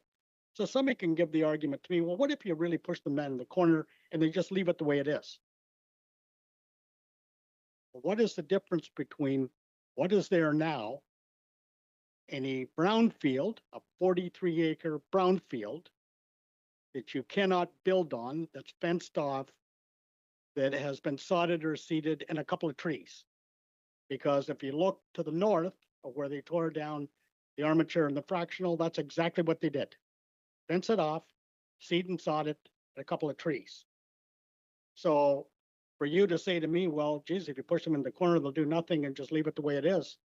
Well, you tell me what you want to see on Park Street when you go by an empty, vacant lot you cannot build on unless it's remediated. It has to be remediated with the chemical exposures on there. We heard here, I think in the report, 3,000 chemicals used on this site. The most anywhere in the world, right here, down here, Park Street. So what duty do we have here as councillors? We have a duty to try and protect the neighborhood in this city from this corporation of walking away after they do the bare minimum. My response, and I'll paraphrase what Councillor Szymanowski sent back to me, until they give a demolition or they get a demolition permit, we don't know what they're going to do. We have no idea. So this speculation that they're going to do all the right things and there's all of these agencies that are going to protect us from all of this stuff. What did they do down at OMC? And that company went into receivership. We got lost with a lasting legacy of a piece of land that we've had to take over now. And it's now our responsibility to try and clean up. I'm going to support this deferral because it needs to be supported. We need to go back to the drawing book and we need to keep their feet to the fire. Because that's the only way to listen. It's too bad we didn't have the legislation they have in the states, where the federal government, the state, and the municipality went at GE. They have the money and the know-how to clean up this site. They've done it down there. It's too bad we didn't have that legacy and that legislation here, because they would be cleaning up this site. You tell me why in St. Catharines, Ontario, the municipality had to take on GM to clean up their site so that they can use the land. That's the legacy of this here, what's happening here. So we, I believe, as a council have a duty to try and get this site cleaned up, push back to the corporation and say, hey, look it. We understand you've been here for 130 some years. And you left a legacy, you've left town. Now do the right thing and clean it up for the citizens of Peterborough. Do that right thing and clean it up so that we as a corporation can use that land for the betterment of the citizens of Peterborough. That needs to be what needs to be done. I don't see in this report where that's happening. Councillor, would you like your second 5 minutes? No, that's good for me. Okay, thank you. Councillor Crowley. Deferral. Thank you, Chair. I'm going to support it. I do have a question, though, maybe for Commissioner Simonovskis, possibly. Presuming that the demolition occurs, and presuming that I understand that from reading this, that there is a lot of we don't have the ability to actually get on site. It's a private property. I mean, it's like any other person demolishing a building around town. The city can't just come onto your property and monitor what you're doing. It's sort of out of our hands. I do sort of understand that. However, I think more to Councillor Burke's point, would there be an opportunity to, for example, there's a resident who lives on Wolf Street and is concerned that as that building's coming down, I wonder if there's any asbestos in the air. Is there a way that the city can be actively sort of monitoring sort of maybe air quality? Is there a way that maybe the city could monitor sort of water that's potentially coming off the site in the surrounding area? Is there ways that we can just sort of do our own due diligence in the area? Is that a possibility? And would that be potentially something a follow-up report might look at? Certainly, through Mr. Chair, there are programs in place by the MECP that are monitoring the water and the stormwater, and there's systems on site that have been in place for a number of years since the operation ceased. I also know that there's a reserve that the owner has put in access to the MECP to ensure that monitoring has funding for. I'm not sure what the time frame is, but there are covenants in place to ensure that the site is sustained. From a demolition perspective, and part of this report is to identify mechanisms to do just what you're describing from the air perspective. A building comes down, is it contaminated? I did have a tour of the site. The site it's incredibly clean. It is. There's not a table or chair in the whole building. It's been cleaned out. I know that all the pipe asbestos has been removed maybe several years ago. There's reports on that. I know that they've prepared the building for this stage over the years. So without having a lot of history, it was very obvious that they have taken a lot of care to do what they need to do, at least at this stage. And I'm not suggesting that they're doing all the right things or the wrong things. It's just they're doing what they believe are the right things at this stage in the process. The demolition permit itself does not allow for conditions of anything unrelated to building code requirements, which in this case, because of the size of the building, require engineer review drawings so that the actual decommissioning and demolition of the building happens in a safe manner. Because of the size, it's not just knock it down. There has to be a process. That hasn't been submitted yet and is part of the requirements to be submitted as part of the demolition permit.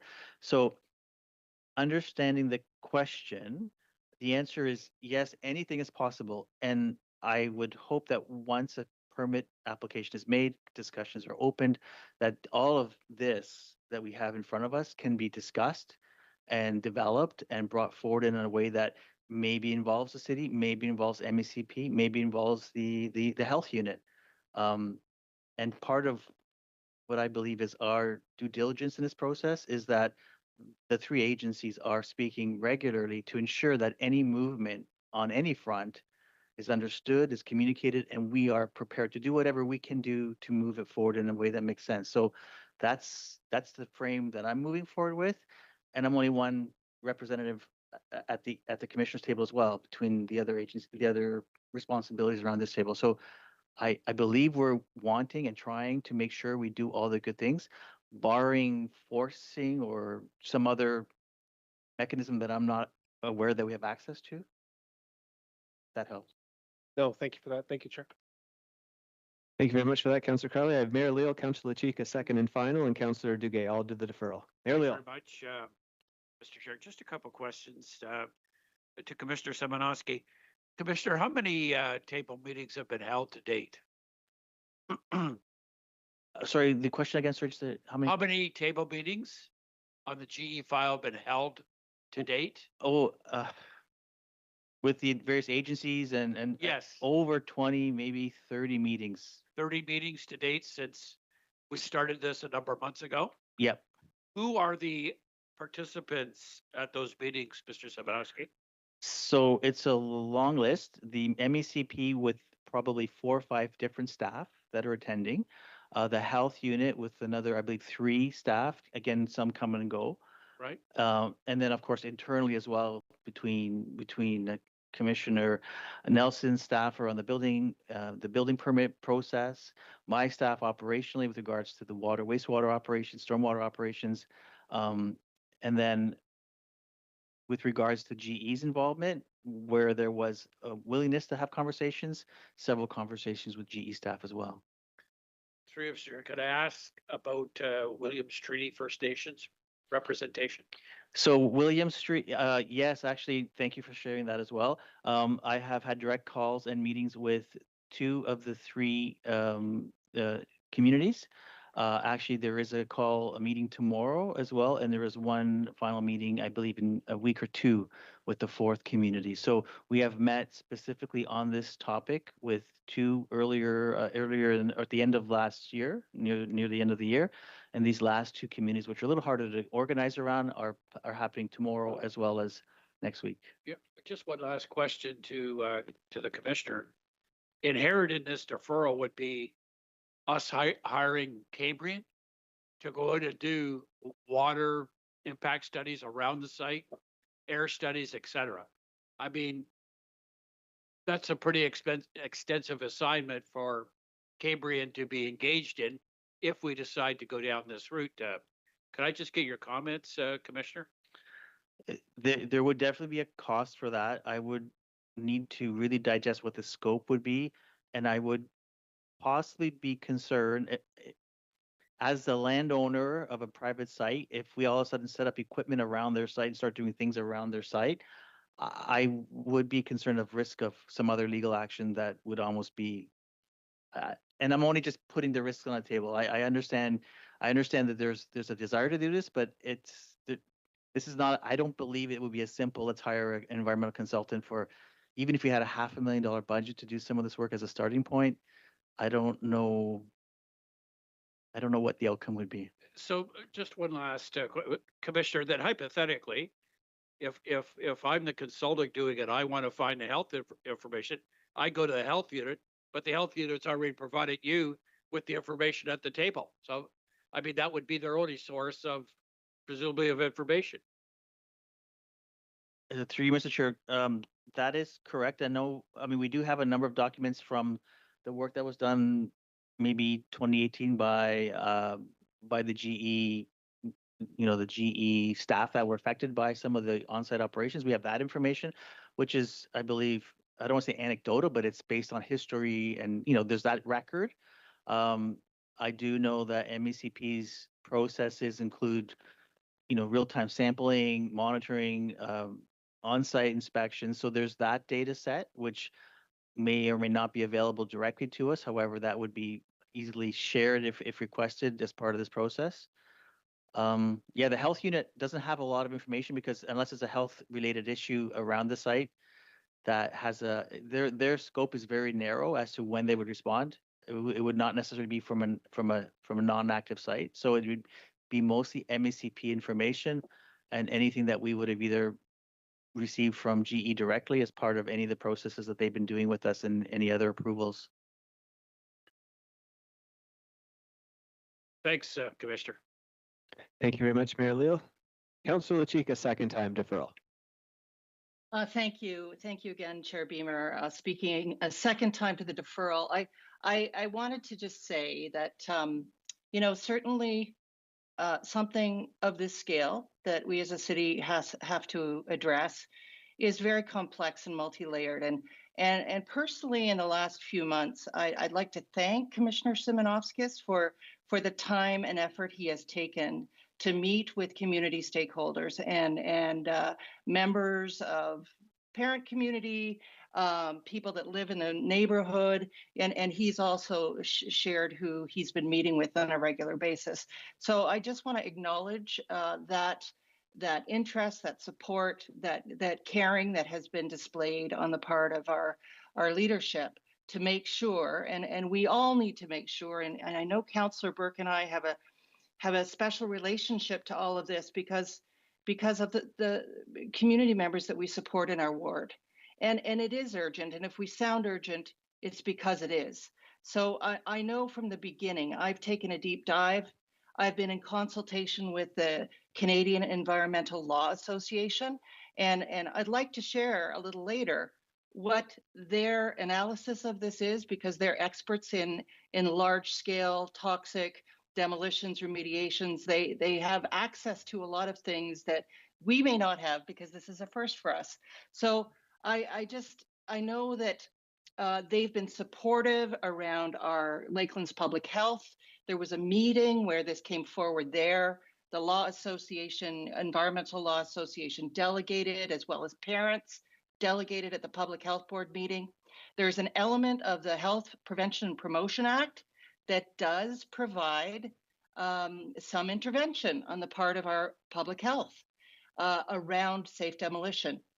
They have written a letter to GE, and it's been written about. We know that letter's gone out, saying what we expect and what we hope, and without the details. We were looking for more detail in this health and safety approach, so that they could see the bar that we expect. And so that is what I believe Councillor Burke is looking for, is more information, more demands, and it should be on the pocket of GE that this is paid for, not our expense. Large scale remediations of oil companies, that's the scale of what we're looking at here. This doesn't happen in Canada very often. So we're dealing with some firsts. I support this deferral, but again, as I move this motion, and if it passes, great, and we go back and we ask for more.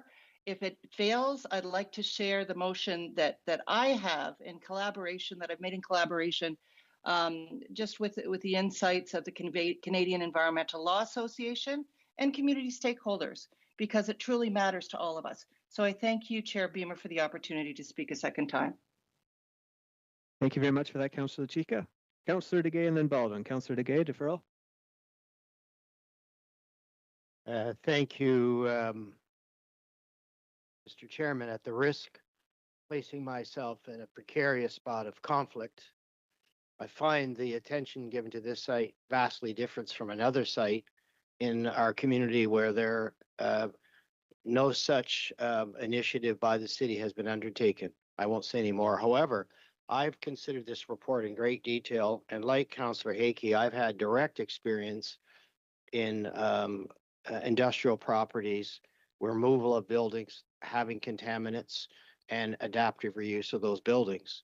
But in those instances, there was a development proposal contemplated. In this case, there is no development proposal contemplated. Appendix A attached to this report outlines a extremely comprehensive and robust consultation project. It identifies very clearly the obligations of ministries and even the city. It's outlined what is to be done. And we cannot overstep our jurisdictional responsibility. We can't ask General Electric produce something. If we're not allowed to, we're not allowed to. But the Appendix A is abundantly clear that there is communication, that the city will be producing results. There will be follow-up information to our community. I am fully satisfied that insofar as the demolition program, what Commissioner Simonowski has tendered as a report is comprehensive. There is no need for us to attempt to interject our jurisdiction, which we're not allowed to. We're not allowed to. And I'm completely satisfied reading this, which I have read several times. Our position and that of the area residents is being fully and appropriately recognized. And I would well imagine that there'll be additional information reports forthcoming as this project proceeds. But what really troubles me in this case is there is no development being proposed. Nothing. This is a demolition of old buildings. And the demolition will have a program. This report speaks to involvement of obligated sectors, including what the city will do. And it even speaks to city potentially independent environmental monitoring. It's written right on Appendix A, right in our report. So the very thing that's being sought is already in this report. The deferral is redundant. If General Electric was contemplating a demolition of buildings and an associated development application, we would have a very different role. Staff would be having a very different role. And that's not the case here. This is just demolition of buildings, no development. So unfortunately, we're attempting to mix two different jurisdictional scopes, two different jurisdictional responsibility. Appendix A outlines succinctly and comprehensively a program that makes sense to me. It outlines jurisdictional responsibilities, and it clearly, I think the city has gone above and beyond, with particularly the interest of protecting and considering the property relative to the neighborhood and surrounding community. I will not support the deferral. Thank you. We don't have point of orders anymore, but did you want to go back on the list? We could raise our hand after the speaker was done for a point of order. No, but you can go back on the list, and then when I come to you, you can say I had a Still point of one order. more. Yep, I can put you back on the list. You're Yeah. still good for one more deferral. Councillor Baldwin, and then Councillor Burke a second time. Councillor Baldwin, deferral? Thanks, Mr. Chair. Guess this is going to go to Mr. Nelson. Blair, several years ago, it was referenced by Councillor Riel a little while ago that I believe he referred to it as the armature building at the corner of Park Street was taken down or demolished. I'm assuming that there was a demolition permit that allowed that structure to come down. And I'm assuming that it would have been monitored by the Minister of the Environment. I don't recall when it was taken down, but it's been several years ago. And I don't recall there being any neighborhood concern with respect to that demolition. I'm just wondering, in your experience here with the city, it's been long-standing, if you can recall when the building came down and if the Minister of the Environment was involved in the process and our city staff monitoring the demolition of that particular structure. For the chair, Councillor Baldwin, I apologize that I'm not familiar with that. However, in speaking to the process related, it would follow the similar process, in that, you know, an application for demolition would be made. It would be anticipated that any designated substance surveys would be completed to indicate, is there hazardous materials and how should that be handled appropriately as part of the demolition. And again, unfortunately, I wasn't involved specifically with that. I was not necessarily part of the building services at the time, but would envision and again, didn't hear concern, but I can't specifically say that there wasn't. So unfortunately. Sierra, did you want to jump in there? Sorry, Councillor Baldwin. Sierra, to answer Councillor Baldwin. Thank you, Mr. Chair. I just want to respectfully inform the council on just two things. First of all, we have not received the demolition permit application till today. And the second thing, we are talking about the demolition plan. That happens only the GE, if they submit the application, then they bring forward a plan. And then that's the time when the engagement and the discussions happen. So without submitting the application, if someone expects that staff will go and say, show me your demolition plan, they haven't even submitted the applications. We don't even know whether they will do it this year or don't. So, but when they submit, based on our experience, that's the time very extensive, detailed discussions between the staff and all stakeholders happen. That plan goes up and down many times. Thank you. Thank you. Councillor Baldwin. I just want to thank CEO Reyna for that information. I guess where I was coming from, we have a site, a portion of that site that's already been demolished. There was some kind of a process involved with General Electric that brought down that building. To my knowledge, that was done in a safe and an appropriate way, and I'm not aware of any negative effects from bringing down that building. And then it was paved over to what Councillor Rail had said earlier, and there it sits. So I guess where I was coming from, Mr. Chair, is that I'm kind of leaning towards what Councillor Hakey had said. We have mechanisms in place.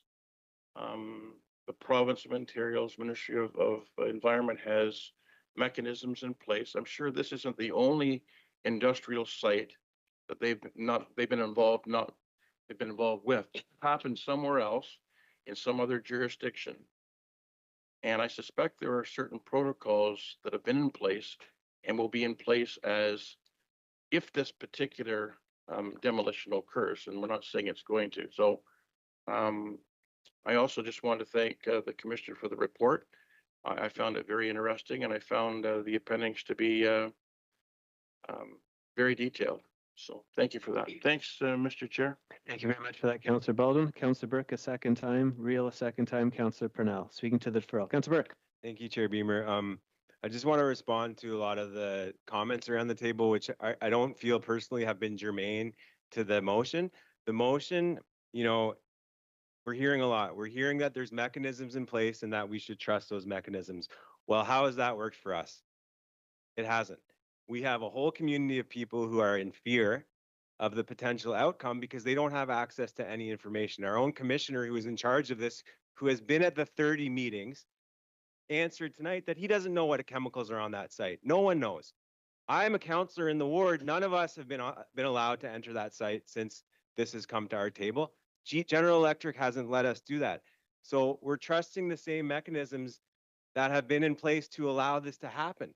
This is a very unique situation. You would never find something like this, a factory like this in 2026, being fully surrounded by a residential neighborhood. That doesn't exist. That is a grandfathered in situation that we are left to deal with. We have a factory that has a myriad of contaminants, which no one can get a clear answer to what extent, and the public deserves to understand what they're living next to. And I think that's important. We heard on one hand, oh, trust the MECP in public health. That's their jurisdiction. I understand that. This is about what actions will the city take locally to protect its residents. We've heard that the owner is responsible and it's private. Again, this is something that I understand. The owner may be responsible, but the city has a duty, I believe, to be responsible to the residents.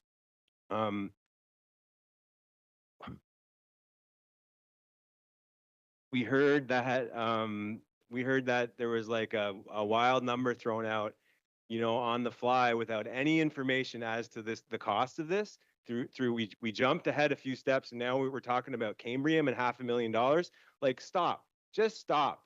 We're not there yet. This is the type of information that I expected to be in a report, which is this is what we can do and this is what it's going to cost. I'm not saying we jump the gun and approve it. That never happens. We never do that. This is about the city taking responsibility for its side of the street. It's about putting to bed the conjecture. It's about putting to bed the understory. It's about putting to bed the myths around what potentially is at that site, and for us as a public to finally understand the extent of what's happening on that site. And that's what this is about. People are making this into a big grand thing that's like, no, it's too complicated for us. It's too expensive. It's already being done. Well, for every example of the way that a building with asbestos has been removed properly, I can give you 3 examples when it has been done improperly. We lived through it at the Examiner building, right across the street from where I work, was demolished full of asbestos. With all the jurisdiction of public health and the MECP, it was done illegally. That stuff went right to the dump. There was no containment. So, you're dealing with the public that has a hard time trusting that these corporations are going to do the right thing, and that these provincial jurisdictions that are in place are going to actually be intensified around the site to actually get an outcome. Listen, this is not my area of expertise. My area of expertise is I grew up here. I've heard the understory about what potentially could exist. And I'm hoping that this report would take us one step closer for us as a community, and especially for the residents living around that site, to actually understand what it would cost them as taxpayers to get the transparency they deserve, to understand what are the potential dangers of that site, what do we need to worry about beyond the demolition. We've heard about containment areas underground that are holding chemicals that have been stored there. Is that true? I don't know. I would ask the commissioner, but I assume that he doesn't know. So this is all my point, is that this motion was a very simply worded motion. It was about us as a city trying to step up to the plate and starting the process to try to find some responsibility and transparency, not in fixing the problem, not in remediating it, not in cleaning it up, but just understanding the extent of what the dangers are and understanding what we as a city can do to make those dangers not so harmful for our community members. Is there toxins that are coming out from the groundwater into Little Lake? I don't know. Can we rely on GE and public health and the MECP to have the public, have faith that that's not happening? Well, we don't have faith because we can't get any information. Okay, And yet you're at your 5. And yet we hear from people all the stories about what's going on. We are elected officials that are meant to serve the public, and the public for a long time has been wanting to get to the bottom of what's happening at GE and what we can do about it. And this is just a step in that direction. There's no money. We're not stepping over our jurisdictional goal line. Councilor Burke, you're over your 5. Thank you.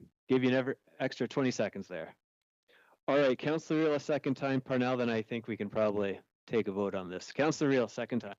Through the chair, my colleague to the right of me made a very good point about the armature and the small motors building being demolished. Well, 2 wrongs don't make a right. Shame on us. Our chief building inspector gave them a demolition and they tore the building down. Never came to council here that they were doing any of this. I don't know if there was any safeguards that were put in place when they remediated the property or any monitoring was done. I'm going to talk about latency. And latency is that you are exposed to a contaminant. It doesn't do anything to you right now, but years down the road, it does. And that's asbestos and some of the other chemicals. And General Electric said the chemicals and the asbestos and all that we were using, we didn't know that they was going to have this effect on our workers. But we had MSDS sheets back to 1929 from the doctor from Schenectady, New York, says it was going to have an impact on your employees and you should have protective equipment to deal with it. But they said they didn't. Then we had the intake clinic when I was the president of the union, where the company, it came out that they were selling asbestos in dryer boxes for 50 cents to homeowners to insulate their homes, their buildings, and they said they didn't do it. So we proved them wrong. I had an example of a doggy bag full of the asbestos and a sales receipt for 50 cents delivered by the company vehicle. The next day they come out and said, yeah, but we don't do it anymore. They're now remediating those homes that they allowed the asbestos to go in so they can do it. They're doing it today. If you have asbestos in your home from a sale of the asbestos that you got from GE, they will remediate and take it out of your home and make it safe. Because as a real estate agent, you have to, when you sell the home, what is in this home? You have to do that. And if you don't, then you're brought up on charges under the Real Estate Act. So there is something here, and certainly what Councillor Burke is trying to do is saying this report doesn't cover all the nuances of what we're trying to do here. To say, well, wait for General Electric to say we're going to demolish the building, and then we're going to tell you what you're going to do. I just give some examples of what GE will do. They will do the bare minimum at the lowest cost, and just like they did in 2018, leave town. They have left town, the train has left. So that's exactly what they'll do. So I'm trying to caution the people here that we, as a council, have a duty to the taxpayers of the city of Peterborough, and especially the neighborhood. This wasn't just when we had an intake clinic about the workers that worked in there. The stories that come out from the neighborhood, from Wolf Street, Chamberlain, Albert Street, all of these here streets, and Patterson Street, and all these here, telling the horror stories of the birth defects and the deficiencies and the kids that had died stillbirth, all of these things. That's the legacy. That's what we're trying to tell you here. From a person that worked for 38 and a half years and watched a lot of their friends, hundreds of thousands of people die because of exposures to that plant. I went to work to make a living, not to die. So excuse me when I am passionate about this here. I think that we need to hold this company's feet to the fire and make them do the right thing. Thank you very much, Councillor Reel. Councillor Purnell, then we'll take a vote. Thank you very much, Mr. Chair. I feel I do need to speak to this to hopefully reassure the community, and I'm going right back to some of the statements that are in our report, because not everybody reads these full reports like many of us do. And yes, there's no denying the history. There is a legacy there that is cause for concern, great concern over many years. But times have definitely changed, rules have definitely changed, all of the ministry, all of that. It's much more oversight now on any type of activity like this. And we have to keep that into perspective. Bottom line, this is their land. It is their money, their cost to clean this up, Mr. Chair, and it is their responsibility. It is not the City Council's responsibility or the city taxpayers' responsibility. And we do actually have the opportunity right now, when they come forward to get this demolition permit, to actually have them invest in this land. And if we ever, Mr. Chair, hope for this land to be remediated and perhaps repurposed, which will at some point in the future need to happen as we grow, the demolition of these buildings has to happen. This is a key, crucial step. And yes, it has to be done properly under the watch of the ministry, the MECP. I'm just going to quote right from our report. Under engagement and consultation, the historic operations on the GE site has required the involvement of MECP.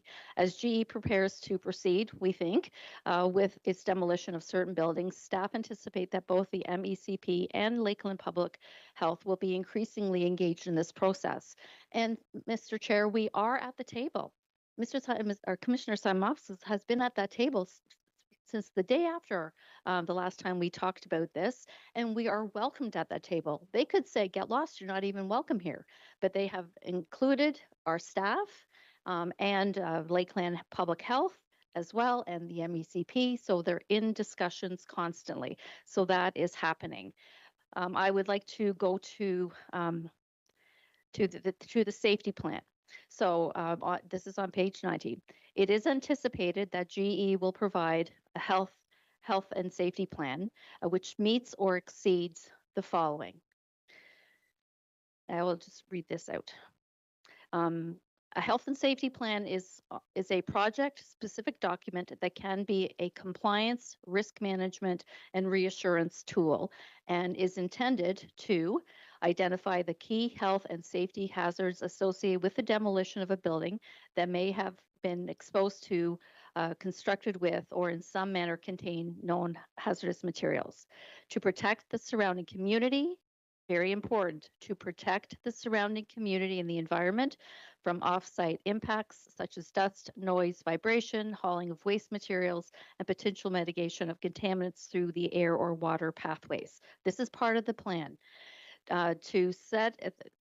Also, the plan is to set out roles, responsibilities, and communication protocols between the owner, the demolition contractor, the owner's consultants, and engineers who oversee the safe demolition of the buildings. To identify MECP as the lead entity on environmental protection and identify the Lakeland Health Unit as the lead identity on protecting public health. Also, to prepare a transparent basis for monitoring and reporting so that council and the community can understand how health and safety risks are identified, controlled, and responded to as work progresses. And I repeat, it is anticipated that GE will provide a health and safety plan which meets or exceeds these requirements. So I think the community really does need to know that this is the plan. And if we ever do get an application for a demolition permit, which again, we have zero say, that is our chief building official's forte, then this will kick into place. So I don't see the need to refer it or defer it. Staff are at the table. They will continue to do the excellent work that you've been doing, sir. Thank you very much. So we need to move forward. Thank you. Thank you very much, Councillor Pennell. All right, moved by Councillor Burke. We'll take a vote.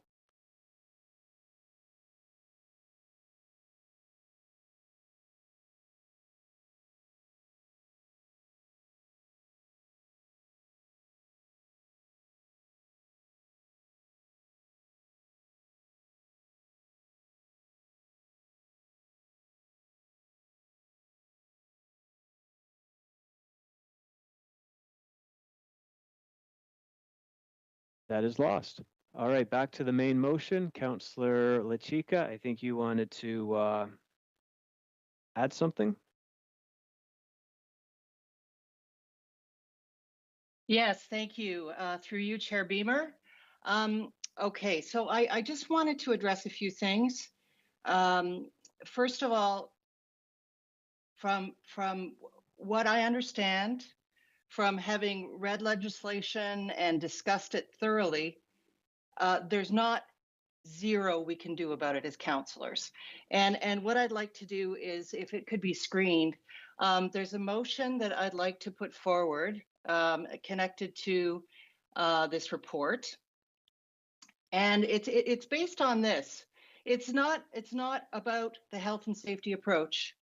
This is about the Ontario Building Code. There are specific articles in the Ontario Building Code that reflect demolition standards that council can appeal to regarding a demolition plan from the applicant to ensure the safety of our communities in a proposed demolition. This is not just any demolition, and we've been talking about it at length tonight. And we must take every opportunity to be proactive. So what I'm differing with in terms of some of the previous speakers is that there is something council can do about it based on the building code. And here is the motion, if it could be screened. There are demolition standards in the building code, and I'll read the rationales and then I'll read the motion. Whereas the Ontario Building Code specifies demolition standards for buildings, and there are articles listed, the applicant for a permit respecting the demolition of a building shall retain a professional engineer. And this is the crux of this motion, is about the professional engineer that they must hire. to undertake the general review of the project during demolition, where A, the building exceeds 3 stories in a building height of 600 meters squared in the building area, and B, that the building structure includes pre-tensioned or post-tension members. So the building code specifies demolition standards. And whereas the permit applicant must include the method of the demolition of the building. And further in section 3.1, methodology means a detailed description of the systematic and sequential procedure for cutting, destroying, removing, or otherwise demolishing a building or structure in a manner that, here it is, that does not endanger the health or safety of any persons or negatively affect the integrity of any other building structures buried above ground, below ground, or any other real property. So methodology, the professional engineer, and then the last whereas, and whereas the applicant's professional engineer shall include a demolition plan that addresses health and safety and environmental measures that could arise as a result of the demolition. There are performance standards. The professional engineer shall be a limited license holder or provisional license holder, and all of it shall include a demolition plan with respect to the demolition of the building. And it's all about the methodology. Under 2 and then small Roman numeral 6, a description of any environmental hazard that would or could arise as a result of demolition and of the measures necessary to address the hazard with reference to the applicable municipal, provincial, or federal statutes, regulations, rules by law, codes, standards, or other legislation. So, therefore, be it resolved, and this is where we still have power, council request via the chief building inspector that GE Vernova disclose its full demolition plan. Not its health and safety approach, but its full demolition plan created under O.Regulation 26008 to the chief building inspector and to all members of municipal council as part of its application for a demolition permit. So this is where we have the power. We can request, and it's based on the building code legislation, we can request that the chief building inspector disclose the full demolition plan that has all the points of safety that I've just mentioned in the rationale. This is what we can do, and this is what we must do to keep the people in this city, in this community, in this region safe for the toxins that could be released in a large scale, large scope demolition like GE Vernova. So I urge you to support this motion. Again, I have done deep research all week around this once I saw the health and safety thing come forward in our agenda. Health and safety, what we expressed to them is our bar. It needed more detail, thus Councillor Burke's motion. But since that failed, here's the last card we have in our pocket. Councillor Cheek, would you like your second 5 minutes? No, thank you. I think I've said what I've needed to say, and I'd appreciate any debate and discussion about this. We can't miss this opportunity. And Okay, I thank you. Thank you. All right, so this is an amendment. So speaking to the amendment, Councillor Burke and then Mayor Leal. Councillor Burke. Thank you, Chair Beamer. Through you to Councillor LaChica. Hi, Joy. Thank you for all the work you've done with this. I know that through my being included on the communication, I know that you've done a substantial amount of work with people that are very interested in this, including people that have sought outside guidance in the neighborhood. I think it's important, as you sent me the draft motion, I think it's important just to acknowledge that us here in this room, in this building, we're only seeing the therefore statement. We're not seeing the body of the motion, which is what a lot of the stuff I think you were referencing in your opening remarks. If you had the capacity, or if the clerks had the capacity to put the entire motion up, I think that would be good for all of us to read. It's a lot of information.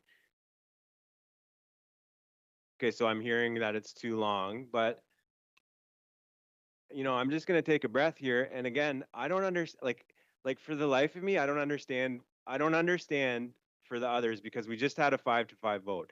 I don't understand where the resistance is to this. So we're left with the therefore statement. All that the counselor's asking here is that the GE discloses its full demolition plan to us if it happens.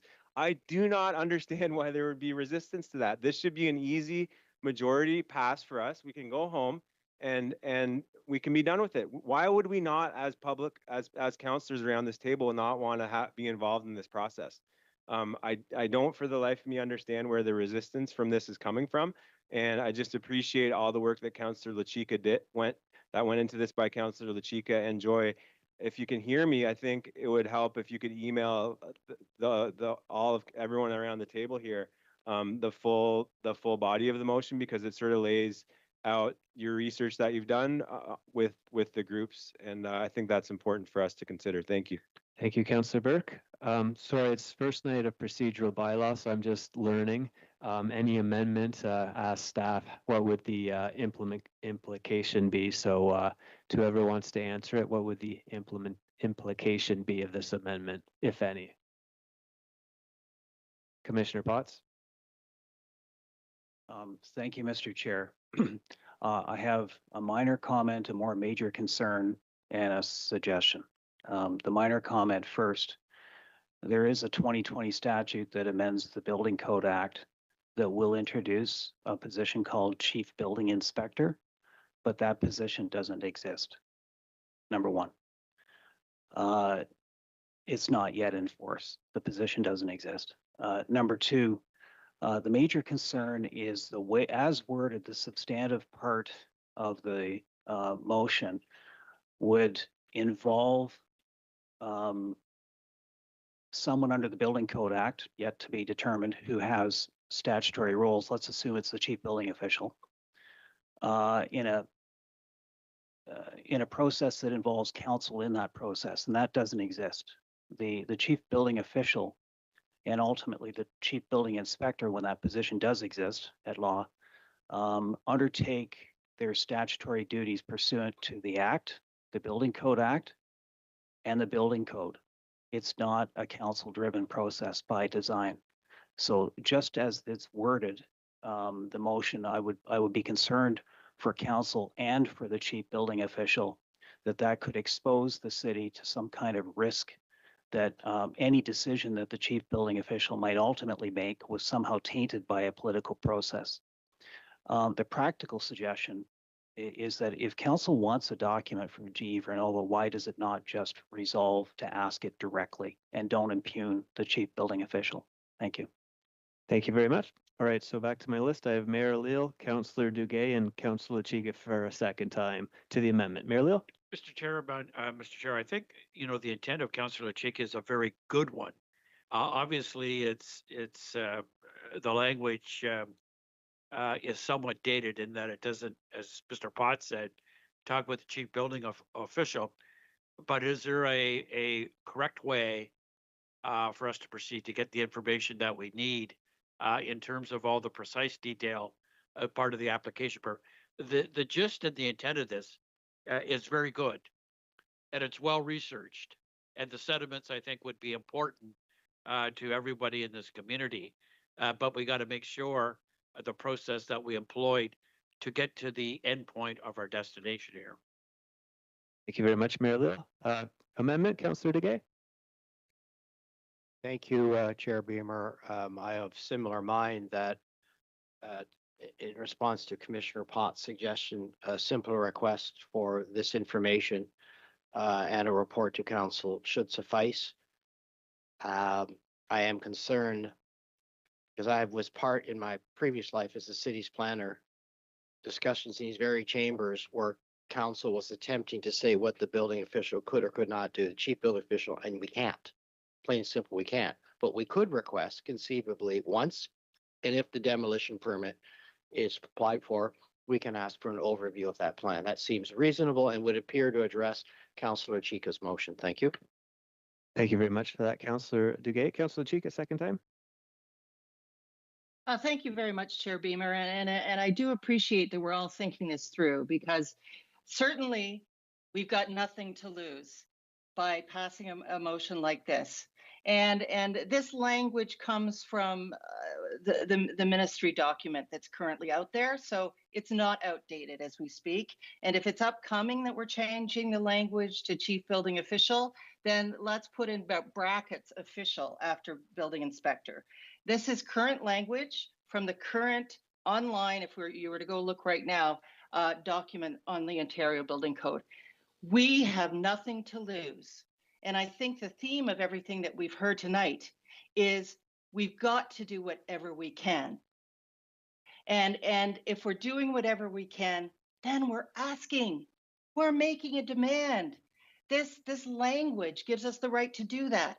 How can we not try to do that for the health, well-being, and protection of our children who go to Prince of Wales, for the larger community that is watching and listening? This is big headlines. And we need to represent, we need to protect, we need to do everything we can. We have the language to ask our chief building official to do that. So let's do that tonight, and let's do it together.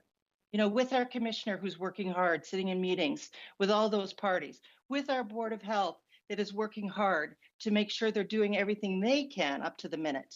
And for this council who cares deeply about the health and well-being of the city as these buildings come down. It's larger than life. Let's take the opportunity. Let's take it tonight. We have nothing to lose. Thank you very much, Mr. Chair. Thank you, Councillor Chica. Councillor Chica, I think, are you comfortable changing it to official? I'm not debating. I just don't think we technically have I'm comfortable changing it to official, absolutely. Okay. And I appreciate Commissioner Potts giving us that heads up that that's what's coming down. Thank you. So we'll just change inspector to official. Is that okay? Thanks, Councillor Chica. That's what we'll do. So scratch official. Mayor Leal, second time.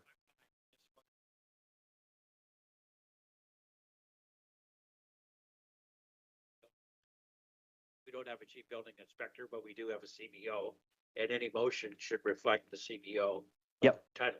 Okay, sounds good. Any further comments or questions on the amendment? Councillor LaChica and Baldwin. Councillor Parnell and Councillor Baldwin. Councillor Parnell? Thank you, Mr. Chair. I do appreciate the intent, and this is something that does concern all of us, but I do again think that we are going beyond our jurisdiction and our authority over our own chief building official. We have no say over his department. He's completely autonomous from us. We cannot politically interfere with the work of that department. And all of these plans are supposed to be part of the safety plan, the health and safety plan that will come forward when and if a demolition permit is sought. Thank you. Thank you very much for that, Councillor Parnell. Councillor Baldwin.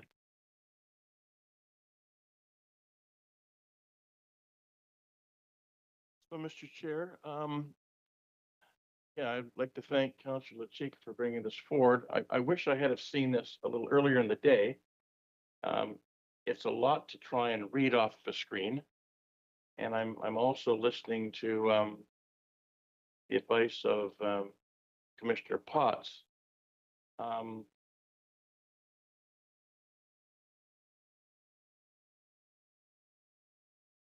I think the easiest way, I'm in agreement with what's being asked. I'm just not sure the wording. I've had enough opportunity to digest all of those words on the fly. I'm wondering, Mr. Chair, there's no urgency that I'm aware of that we are likely to get a request for a demolition permit between now and council. I'm wondering if this could be deferred for 1 week, so it'll give us an opportunity to really digest the words that are there and have a look at making a decision next Monday. So I'm going to make a motion to defer this for a week, so it would give us an opportunity to do our own due diligence and perhaps digest it fully and to come back prepared to discuss it in a more wholesome fashion. Thank you. Thank you very much, Councillor Baldwin. So that's in order. Okay, So I can technically ask staff if there's any, I gotta get that word right, implication with the deferral, but probably not. Commissioner Potts, if we defer it for a week till next Monday? No, there wouldn't be, Okay. there wouldn't be any consequences. Thank you. Okay, so moved by Councillor Bone to defer the amendment till next Monday. So speaking to that, I do have Councillor Reel on the list, and then Hakey and Burke. Councillor Reel, did you want to speak to the deferral? No, yeah, Councillor Reel first. Councillor Reel, did you want to speak to the deferral? No, I just need some clarification. Okay, I'll put you back on the list then. It's Has just, to do with the chief building official, because as far as I know, we have one, but under the Ontario Building Act, a report has to come to council with the name of the individual, and it has to be passed to council. That's the argument that I had just before Christmas here, when there was the name that came forward of a chief building official, and under the Ontario Building Act, it has to come to council, and we ratify who the chief building official is. all right, Commissioner Potts or CEO Lorena, is that accurate? And if so, is something coming forward soon? Through the chair, as indicated previously, we do currently have the deputy chief building official is currently in the acting role as chief building official. And yes, there's going to be a bylaw coming forward to basically name the chief building official and the new deputy chief building official, as well as update the list of building inspectors. So that is coming imminently. Okay, thank you. The question is, even if tomorrow, applied for a demolition permit, we don't have anybody that can sign off because we don't have a chief building official. We have somebody that's been put in place. There was a deputy chief building inspector, official. But that hasn't been ratified by this council. So there is no chief building official. There's somebody that's acting in that regard right now. But until we actually go through the process and the names are put forward, or whoever that is, the official, the chief building, and the deputy, there's two people acting in that, but really, I'm just semantics here. Okay, thank you, Councillor Reel. So speaking to the deferral, Councillor Hakey, Burke, and Mayor Leal. Councillor Hakey, deferral. Thank you very much, Mr. Chair. I think Councillor Baldwin captured exactly what I was thinking. That was too much for me to take in. I agree. I agree with the intent. Absolutely. The flag that was raised by Commissioner Potts, I think, is legitimate.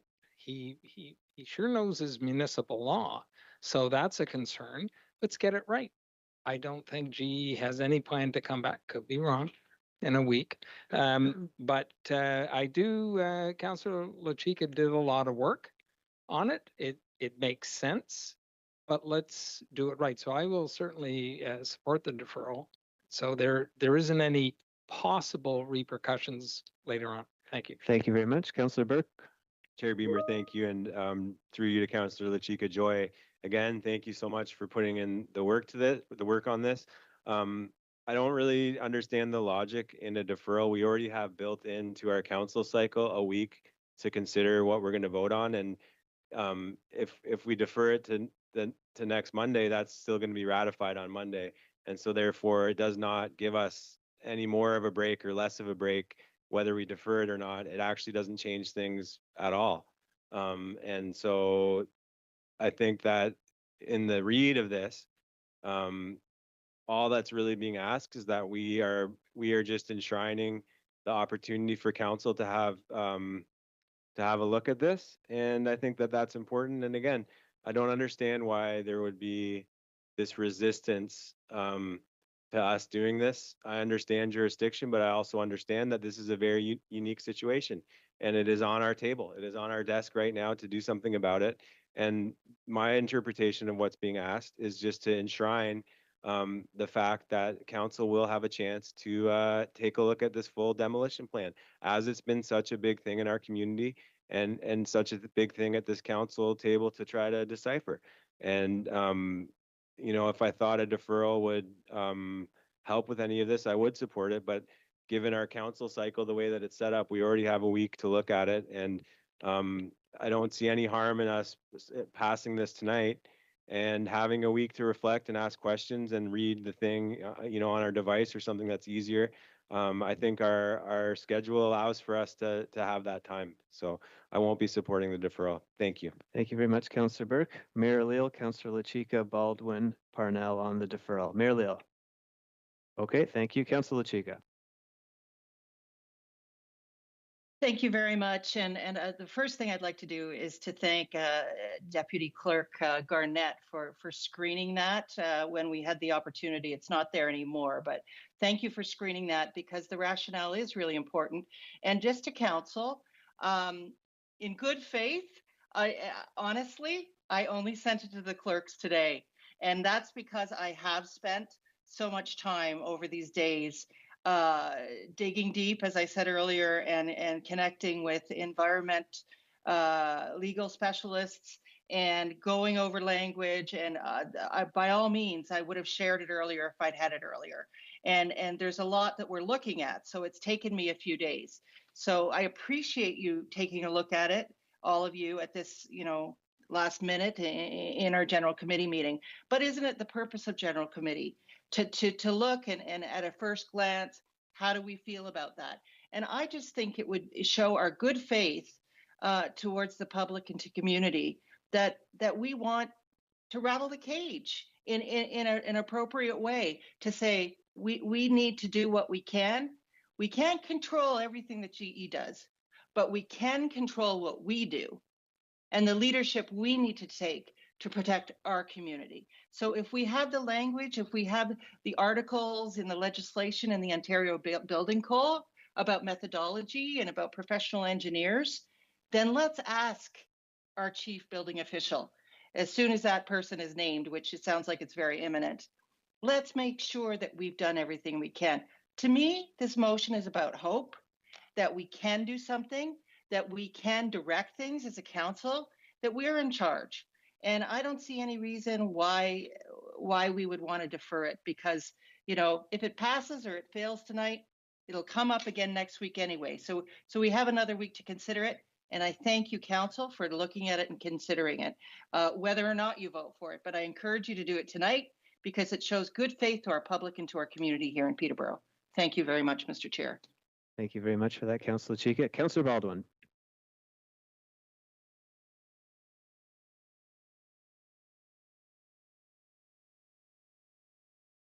Reason for the deferral, to speak to Councillor Burke, is, if I'm reading a document to which I'm going to vote on, I want to have an opportunity to read all of the words that are on the page and or the screen. What I'm saying, and I said earlier, I thank the councillor for bringing it forward. If you're asking me tonight to vote on that, something I cannot read and cannot assimilate, I will vote no. And the reason for that is exactly that. I'm not going to vote on something I don't understand fully, that someone's had an opportunity to send at the last minute. I mean, I was in a police board meeting today for 3.5 hours. Had I had this information earlier in the day, I would have had an opportunity to read it and understand it and ask questions. I didn't have that opportunity. So if the councillor wants to vote against the deferral, my motion to defer, that's fine. But because I haven't had an opportunity to fully understand it and to read it, I won't be supporting it tonight. So if council deems we're going to vote against the deferral, I'm not going to support the motion because I can't physically read it from where I am now. I haven't had time.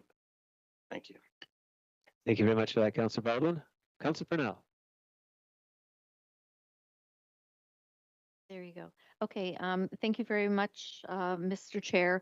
I'm wondering, because we don't have jurisdiction, again, over the Ontario Building Code, I'm wondering if we, and Commissioner Potts did mention a legal risk to us, and obviously we can't talk about legal risks publicly. That would be a violation of our fiduciary duty to the municipal corporation. So I'm wondering, Mr. Chair, through you, if we should perhaps go into closed to talk about the legal risk, or if we can request a closed meeting prior to council meeting so that we can understand better our jurisdiction or our role with the chief building official with the Ontario Building Code, and what the legal risk would be to us and the municipality. Commissioner Potts, your thoughts on that? First of all, next week, it'll be Mr. Barber attending in my absence. I'll be out of town. Secondly, I think I probably already noted in very general terms the risk, and that is the appearance, like assume that the chief building official makes a decision about a demolition permit with respect to an application that has not yet even been made. But let's assume that hypothetical future date has occurred and the owner is unhappy with the condition that's imposed to the permit that otherwise would be reasonable in this hypothetical. The fact that there's any councillor involvement in the process leading up to the chief building official's decision on the merits of the permit application is itself a risk that should be avoided. My practical recommendation before, if there's interest in any document that GE Vernova may have now or at some point in the future, if council wants to see it, why not simply ask GE Vernova directly without impugning the chief building official in the discharge of their statutory duties? That's the recommendation. It's a very practical one. Thank you. Thank you very much. Mayor Leal, then we'll try to take a vote. Mayor Leal. Yeah, thanks, Mr. Chair. I'm trying to understand something here, whether the chief building official, whether it should be another, whether it should be Commissioner Sebanovsky that should be in here, because it seems to me we have a bit of a collision here. In our report on page 2, it said the first step is for GE to apply for the demolition permit. If the statutory requirements to obtain a demolition permit are met, then the CBO shall issue the said permit. There is no role for council in this process, and no conditions are permitted to be added to such a permit or reviewed by council. The application form is prescribed under the Ontario Building Code Act. Pertinent requirements are in the application included. So, Mr. Potts, this is a bit of a collision. So if it was me, and maybe this is why we need the week, if it was me, I would have Commissioner Sebanovsky's name here as he goes to the table to ask GE to provide their demolition plan without having what I would consider this collision between what we have here and what's in this report. Could you respond, please? Mr. Chair, that's pretty much precisely what I would suggest. Leave the chief building official out of any interest the council may have in receiving a document from GE Vernova and simply ask for it directly, whether through my colleague or by a letter written on behalf of council from the clerk. And council will get its answer. So that's why I'm going to support Councillor Baldwin's, because then we could have a week to mull this over, because I'll repeat again, the sentiment and what the end goal is, I think is very legitimate. But we got to make sure that we get it right, or we could expose ourselves on something else here that we don't want to do, and that could be the unintended consequences of not spending the week to get this kind of clarity. Thanks, Mr. Chair. Thank you, Mayor Leal. All right, moved by Councillor Baldwin to defer. We'll take a vote.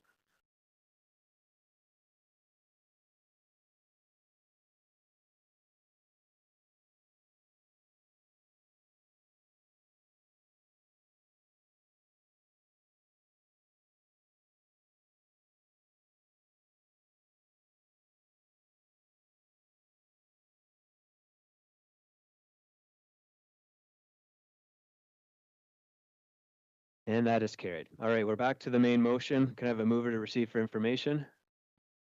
Moved by Councillor DeGay. Any comments or questions? Sorry. Councillor LaChica on the main motion. I had asked to move the main motion. Thank you. Oh, yes. Sorry, Joy. Yes. So moved by Councillor. Sorry, that was feels like a long time ago. Moved by Councillor LaChica. We will take a vote. Councillor Burke speaking to the main motion a second and final time. Could I make it a motion to ask GE Verona to disclose, that council officially asked GE Verona to disclose its full demolition plan to council?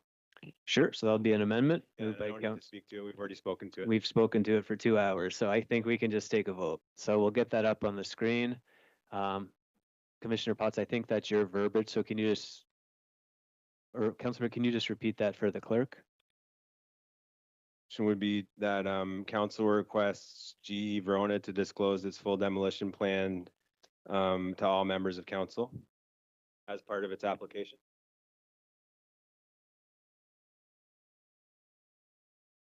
Sorry, Alex, can you repeat it? Because I think that's where we sort of just deferred. So can you just repeat your wording? So council asked GE to disclose its full demolition plan to council.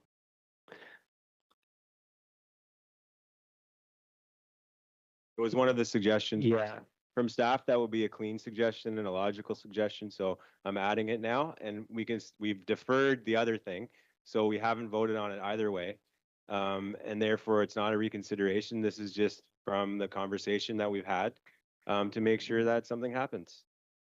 Yeah, I think we just deferred that, Councillor Burke. So what I would recommend is bring that up next week. Because essentially we just deferred that. Yeah, I mean, I don't want to debate with you, Yeah, because yeah. we've been here 2 hours, but it feels like that this was a very long motion with a lot of whereas that define the context for the end ask. And my suggestion is not my own idea. It's coming from our city solicitor. And I think that all solutions are good solutions, and that if there's any way for us to just attach this to the report, I think that it's a good thing for everyone. I think that would be a great thing 5 minutes ago. Like that was what the commissioner was suggesting 5 minutes ago. Can I ask a question? Sure, then we're gonna take a vote. If Councillor LaChica's motion fails next week, can we, when it goes back to the main motion, can I move that, or would that be considered a reconsideration? Council, Mr. Clerk, Council would not have approved it just yet. So it would be, hopefully we can get on the same page and just make it, but Okay. is that correct, Mr. Clerk? Mr. Chair, council has not provided final approval on any of these matters this evening. That would occur, to your point, next week at council. Okay. Can we do that? You could, yeah, you could vote on this and then. But to change Mr. yours. Kennedy's statement, sorry for belaboring this, but to Mr. Kennedy's statement, because we haven't decided on anything, then would it not be in order to add this right now at this point in time? We haven't decided anything at council yet, so you can bring it up at council. Is that Mr. Kennedy? So we can't make additional motions at this point? You can, Councilor Burke, but we've just, the recommendation by Commissioner Potts was 5 minutes ago on this amendment, which we deferred. So we've already deferred this, but we're going to talk about it again for 2 hours and 7 days. So, all right, Councilor Chica.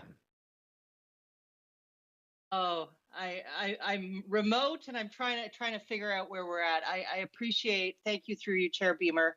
You know, I just so I just want clarity.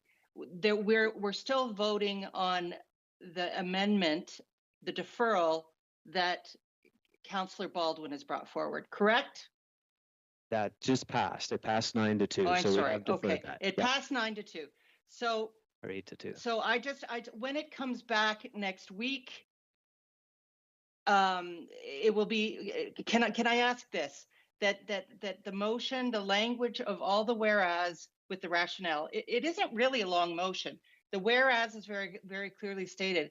I've just included the articles so that people don't have to do that work themselves. It's there. I mean, they can look back too, but there's a justification from a primary source that is underneath each rationale. So that's why it's lengthy.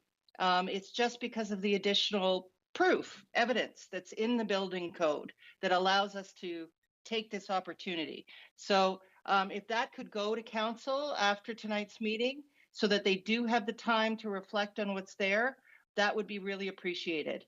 Thank you very much through you, Chair Beamer. Is that possible? Yeah, through you to Mr. Clerk, are you able to send that out via email to all of council?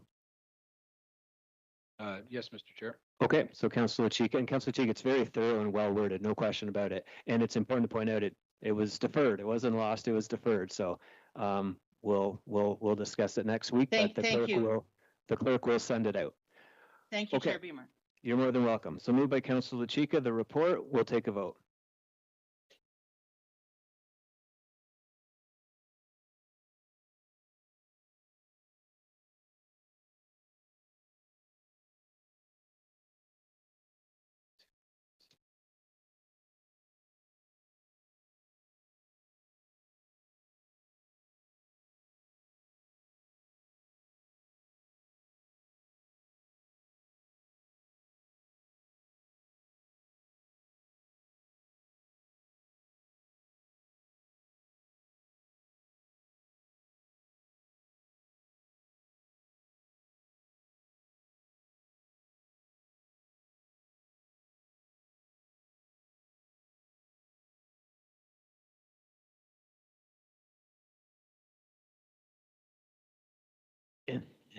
And that is carried. All right, we have no notice of motion this evening. Other business? Motion to adjourn? Councillor Crowley, we'll take a vote. I just asked, other business. Do you have other business? Councillor Reel, other business. Sorry, after 2 hours, I'm trying to get her going.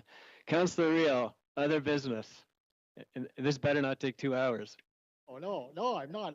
I think Councillor Burke had the wording that I wanted.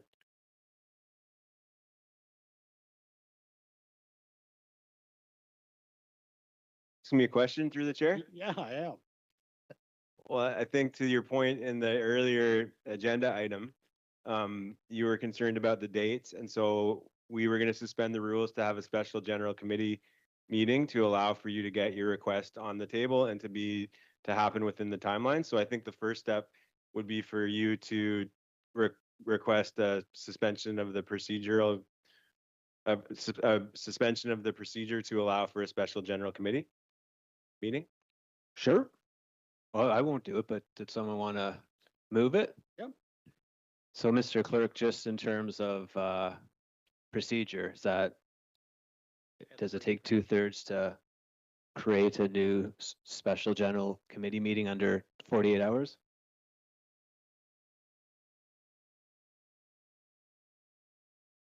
Yeah, thanks, Mr. Chair. Yeah, yes, if the intent is that there's a special general committee meeting convened as per section 14 without sufficient notice, there's a 2/3 vote required. Now, we are under other business, so in general, under other business, a 2/3 vote is required for a motion. So, yeah, and then again, the matter of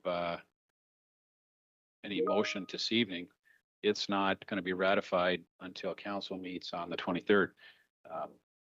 So that's, I may not have explained that perfectly previously, Mr. Chair, but there's not sufficient time with the current schedule, in my estimation, Mr. Chair. Through the chair, I think the idea though is to that, like, stacked up against you, Keith, no offense, but I think the idea was that, the councillor does a Hail Mary. The first step is to have us have a special general committee, a special council meeting tonight. And then if that passes, then he makes the motion in general committee still for what his question's going to be. And then that we commence to the special council meeting right after, if they both pass, Maybe we can throw in a budget meeting too. I think so. Okay. So other business, I think. Okay. I already voted. Okay. Only do it once a time. I haven't used that in 8 years. Dropping the ball. So we have other business. What does anyone have other business? A realistic other business? Motion to adjourn. Councillor DeGay, we'll take a vote.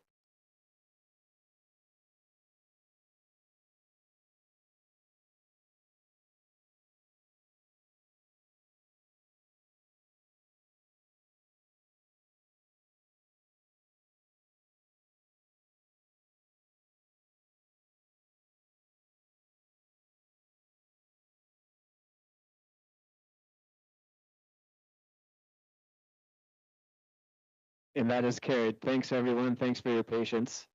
Have a good week.